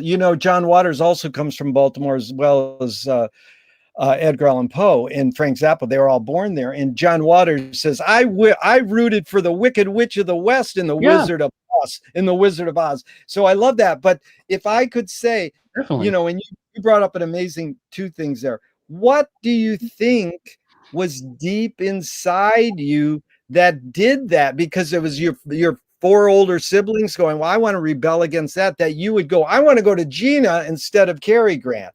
I mean, how do you process what caused you to jump out of that, like Captain Beefheart says, we feel, again, that's the value of our beautiful astrological charts and our affinity, and we're all kind of unique. But it's like my Venus in Scorpio wanted to see a sexy kick-butt woman on screen at the age of 10, not some distraction, right? You'll go off and be a nice little girl. I never wanted to be a nice little girl, because nice comes from nescient, means ignorant. Anyway, we're just kind of tracking, and it's like, ooh, and also, in part of our thing, I read Life magazine when I was in 8th grade about LSD. Yeah. And again, precocious support from siblings, to a certain extent. And I go, it said LSD doesn't change you because after you've taken it, it's not you anymore. I'm going, oh, this must be great. If the reality police, which I understood then, is saying this, it must be really liberating. I must find some as soon as I can. Same with marijuana. I must find it as soon as possible. Right, because it's like if there's like, oh no. So explore the taboo, because it might be something liberating, but don't drown in the taboo, which is a hazard, right? Yeah. You'll go far, but be sure to come back, make it back. So yeah, Well, there's Mhm. Poe also, that was beautiful. You're really enabling me to get a little deeper, and that's what this is all about, and I thank you. And what Poe did was he did this thing called I love Poe. I love Poe. yeah, okay, it's reasoning backwards. He invented the detective novel, which is effects precede causes. And so that's what spawned the symbolist poets, who were then they spawned the rock poets, and they spawned advertising. And it doesn't matter what you say, it's how it makes you feel. So Mahler basically said it. Don't paint the thing itself, paint the effect it produces. So when I hear you, it's the effect. I'm hearing you in the middle of the night with my headphones on, and the words go, and that's one thing I miss. Is once I saw your lecture or your talks on YouTube and saw your hand movements, it really helped me understand and get you better. Now, when I listen on the radio, I can feel the effect. Because I'm here. This is where I do radio from, and I'm still doing like right. I'm still doing the little prayer, Victor, free me from ego magic, and it's not performance, it's magic, free me from performance thing. Right. Yeah, all of that. If you only hear radio, if you only hear Carolinian radio, which I did for, let's say, 18 years, then I never saw the hand gesture. Then I saw you on YouTube, and I'm like, holy moly, this is like, more intense of doing this thing. You don't paint the thing, you're painting the effect it produces. You're producing an effect. I want a little more participatory. We're invoking and collaborating on creating an atmosphere conducive to the desirable, and that's what I want to invite everybody on this team here, which is like critique and then create the atmosphere conducive to the desirable. Assume cultural narrative lead. And come on over here. This is where we're going. Yes, this is good. Sane. Yeah. So. Well, we can wrap it up soon, because again, I could go for 4, 5, 8 hours. Like Kubrick used to call people and talk on the phone with them for 6 hours. I go, that's what I want to do with Carol. So just before we if you don't mind, we're going to bring Clinton on, and he's going to ask Clinton. It's good to refresh it. But McLuhan said that advertising, which came from symbolist poetry, that's Freud's nephew. But anyway, okay. Right, exactly. Also, detective novel. And thank you for bringing up Edgar Allan Poe is credited with creating the detective novel. But we've found detective novels from 231 BC in China, so he didn't completely. Yeah, you're right. It's in us. Life is a detective novel, right? So. In effects precede causes is not just created by the detective novel. Effects precede causes is in nature, and that's way back. But McLuhan he said advertising is sex, death, and technology. I say, well, that's everything. Sex is feeling, death is time, and technology is the need to create something to connect with another person. So my question is, can you forget to die? Can you forget to die? Yeah. What do you mean? Well, it's an interesting question, because think. So you say. Why is it an interesting question? Time is a humans invented time in a way, because we go, oh, we can do this with the moon. Both Joyce and Zappa said all times are happening now. That's. I believe. Bring Clinton in. We need a third force here. Right, there you are. Yeah. Right. Welcome. Come in, disruptive spiraling wizard. There we go. Yeah. And there you go. I was gone. I've come back to life. So. Oh yeah. I remembered again. And the beauty is, Caroline, Clinton actually listens, so we're fortunate. So, Clinton, do you have a question or? Oh no, I'm or a statement, I'm super saturated with curiosity, actually. Nice. But fantastic. Because you've gone through everything. I was there for the dawn of Pastafarianism in 2005. I was an internet junkie by then. right? Right. So The with his noodly appendage, right? yeah. Yeah. I, That was liberating cultural hijinks. That's what we want more of. that's it. More liberating cultural hijinks, and because it wasn't mean, right? No, no, And also, you know, we love South Park. I think anything worthy should have a South Park episode about it. I mean, anything sacred, you know, just to keep it honest, right? Any super good conference or enlightenment. Anyway, yeah. So yeah, no, absolutely. Those guys definitely carry the man. If you've made South Park, you've made it, right? The kingmakers, so to speak. Culturally speaking, no, that's hilarious. And the number of things that that came up today. It's funny. I got started when I was studying McLuhan. An important part of that is appreciating occultism, so to speak. So I dived into the builders of the Addison's 1930s mail-in, correspondence courses. I got my my black and white tarot deck. Oh, that's great! Oh, hail frater C. There you are. Okay, we're esoteric kin. Sure, Paul Foster Case is the man. Absolutely, I love him. Right. I mean, he gets critiqued, you know, but very clean, because those lessons that Dr. Andrew Weil, got us into in his salon in 1970, you know, only guide you to yourself, to your own autonomy. They're very clean that way. I mean, I only had the correspondence lessons, right? So the groups and the humans actually meeting, but very clean. I love those. Yeah. And it was where Andy Weil got most of his books from. Oh, interesting. Yeah. No, I'd have to dive into that more as well. And of course, from my own perspective, it's an adversarial study. McLuhan was very much against the entire idea of mythological narrative basis of identity and belonging, because that was basically an entrapment in the content of a story, which would preclude immediate embodied perception of your actual physical environment, right? Right, which is a kind of a rabbit hole. It's why I used my semiotics major at Brown as a cover to study everything useful to astrology, the nature of symbolic thinking, and that in fact the universe itself is symbolic, right? But the required semiotic courses, right, are like, you know, how do I know that I know that I know? And I go, well, this is an elaborate distraction to render people ineffective in their contribution. You know, circles all the way down, right? And with the semiotic, the French thinkers, it's like, oh my God, okay, I figured out what they were saying, but it wasn't that interesting. All right, but a cunning trap, right? Like, okay, I am smart. I can figure it out almost. Boy, what a fart. Foot. Anyway, so. Nope. Yeah. So, well, you know, it's all in the brew and what we have an affinity with. You know, I think we're like, you guys like McLuhan, you know, 3 drops of that, you know, but syncretized, you know, with the builders of the addendum, right? Or, I mean, just mixing, crossing borders. We want that, you know, heresy, you know, free thinking, cross-pollinating, heretics, valuable, esteemed members of community before there was a priesthood. You know, we want everybody to be a heretic.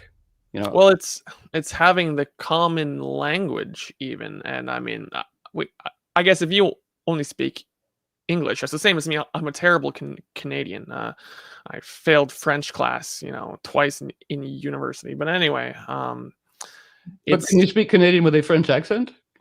Oh man, I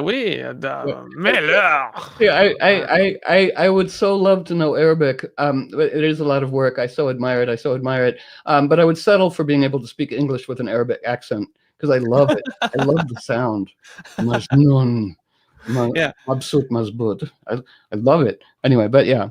So beautiful. Oh, I'm surrounded by interesting accents. That's part of the wonder. There is just though.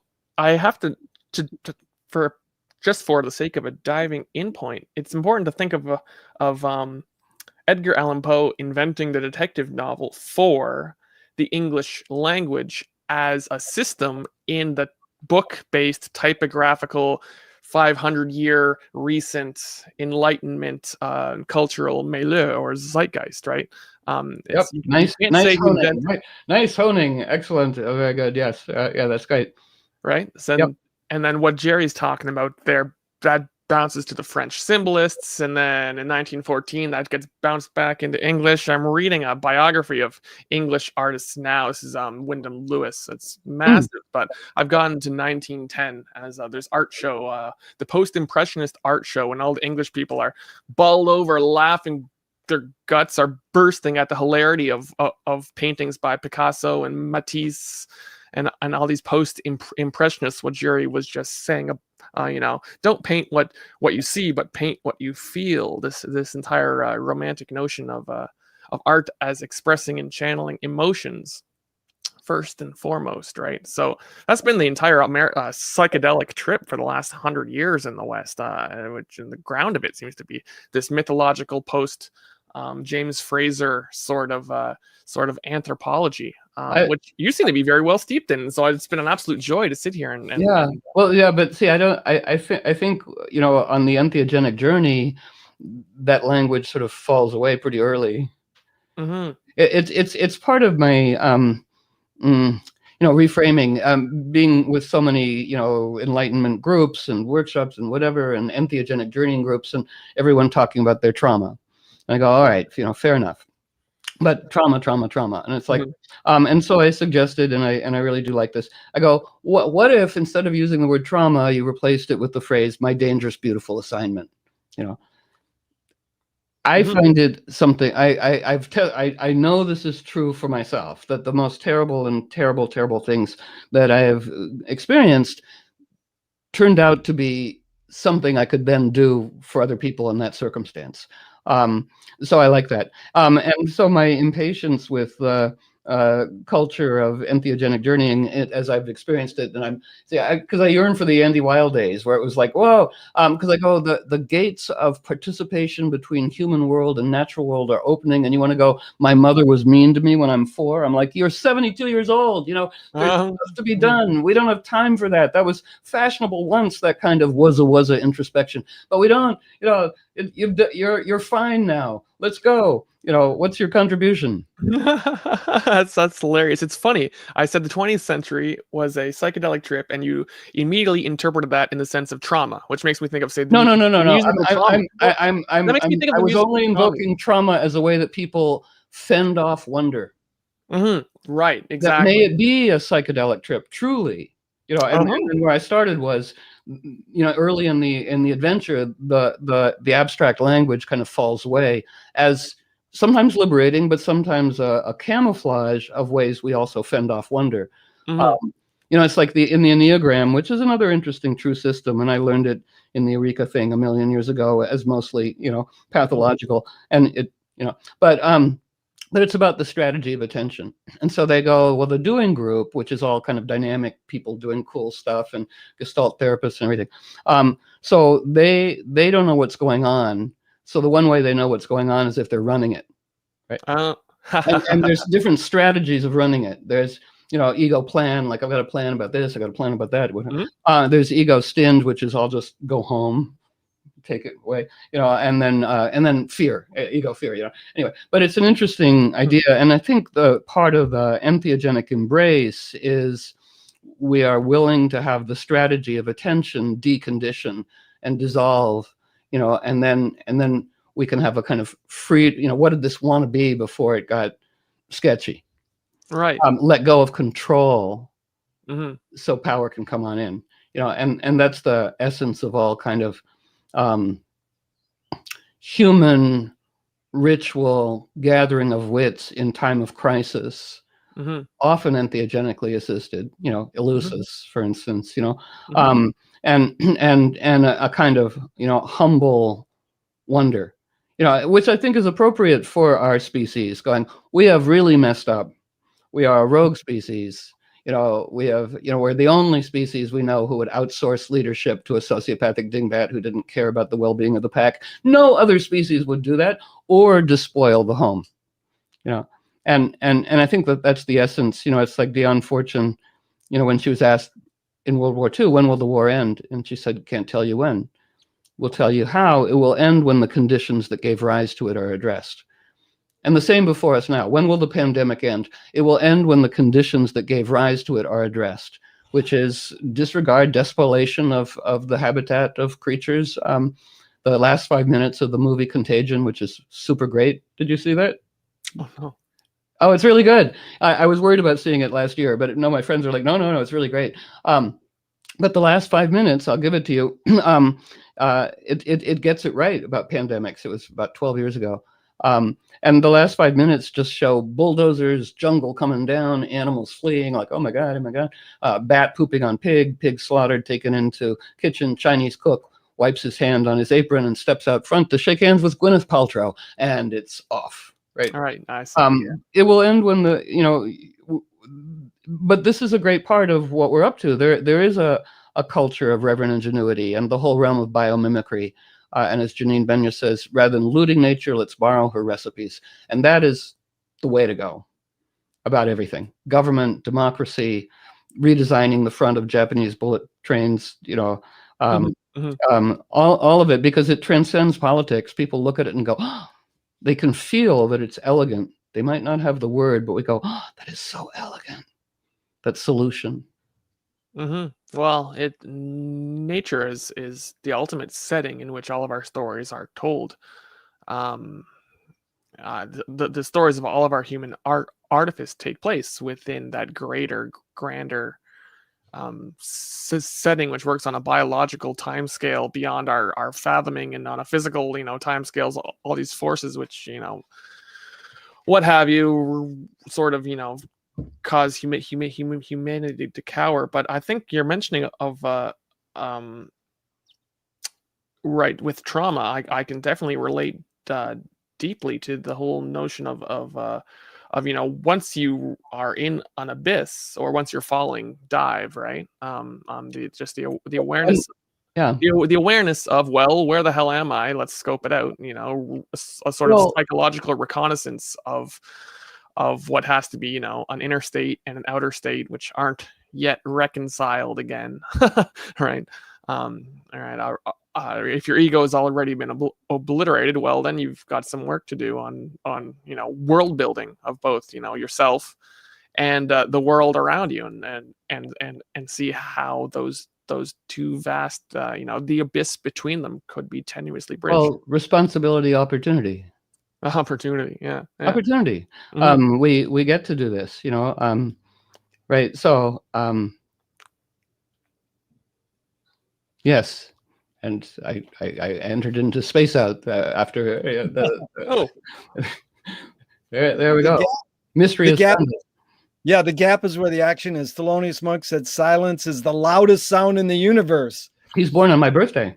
Oh, how nice. I'm pretty sure Thelonious Monk and E.E. Cummings and George Floyd and Hannah Arendt and anyway. What's that date, Caroline? October 14th. October 14th. Yes. Well, I think it is embracing the contradiction, or flipping the breakdown into a breakthrough, the rejection into a redirection, is caught up in a word that James Joyce invented, which is laugh tears. So he took the word laughter and added 2 letters, an A and an S, which is metaphor. So all language is metaphorical. And maybe if you want to do a closing comment, I think maybe we could close it now, because you've been so generous. You broke the record. No, this is the post gig hangout. We're doing it. It's like we finished the thing and now we're just hanging out. It's really my favorite part. I'm willing to go on and on. No, it's good. No, you're being the responsible grown up. That's really good. Yeah, I want someone has to be. Yeah, I want you to realize that we're really grateful. And we're really grateful. And, I'll just remind people who have tuned in and who have, been able to really stick with us, and thank Caroline Casey, CoyoteNetworkNews.com, the Visionary Activist Show. And these are things that have changed my life, and I'm really grateful. And I'm especially grateful for your time and energy today. Thank you, Caroline Casey. Thank you very much. And with the last little thing, because I remembered what I was going to say to your Hey. other thing, just what I aspire to, which is, magic is a willingness to cooperate with everything, right? Not condone, but to spiral with it, right? And that's why the dangerous, beautiful assignment going, and the detective novel and all, and redemption lies in brewing medicine for others. It's like my client, the whole team's counting on you, and so it's like, well, our challenging assignment. Well, how do I brew medicine for others? And I think that's a fun thing to consider. It's a wonderful assignment. Thank you, and thanks again, Gerry, for having all this stuff on my channel. That's my honor. Really. Well, thank you for hosting. Thank you for playing. Thank you for woof woof on stage and backstage, and fluid to and fro, and what's liberating and what's imprisoning, and when is prison masquerading as freedom, and the other way around.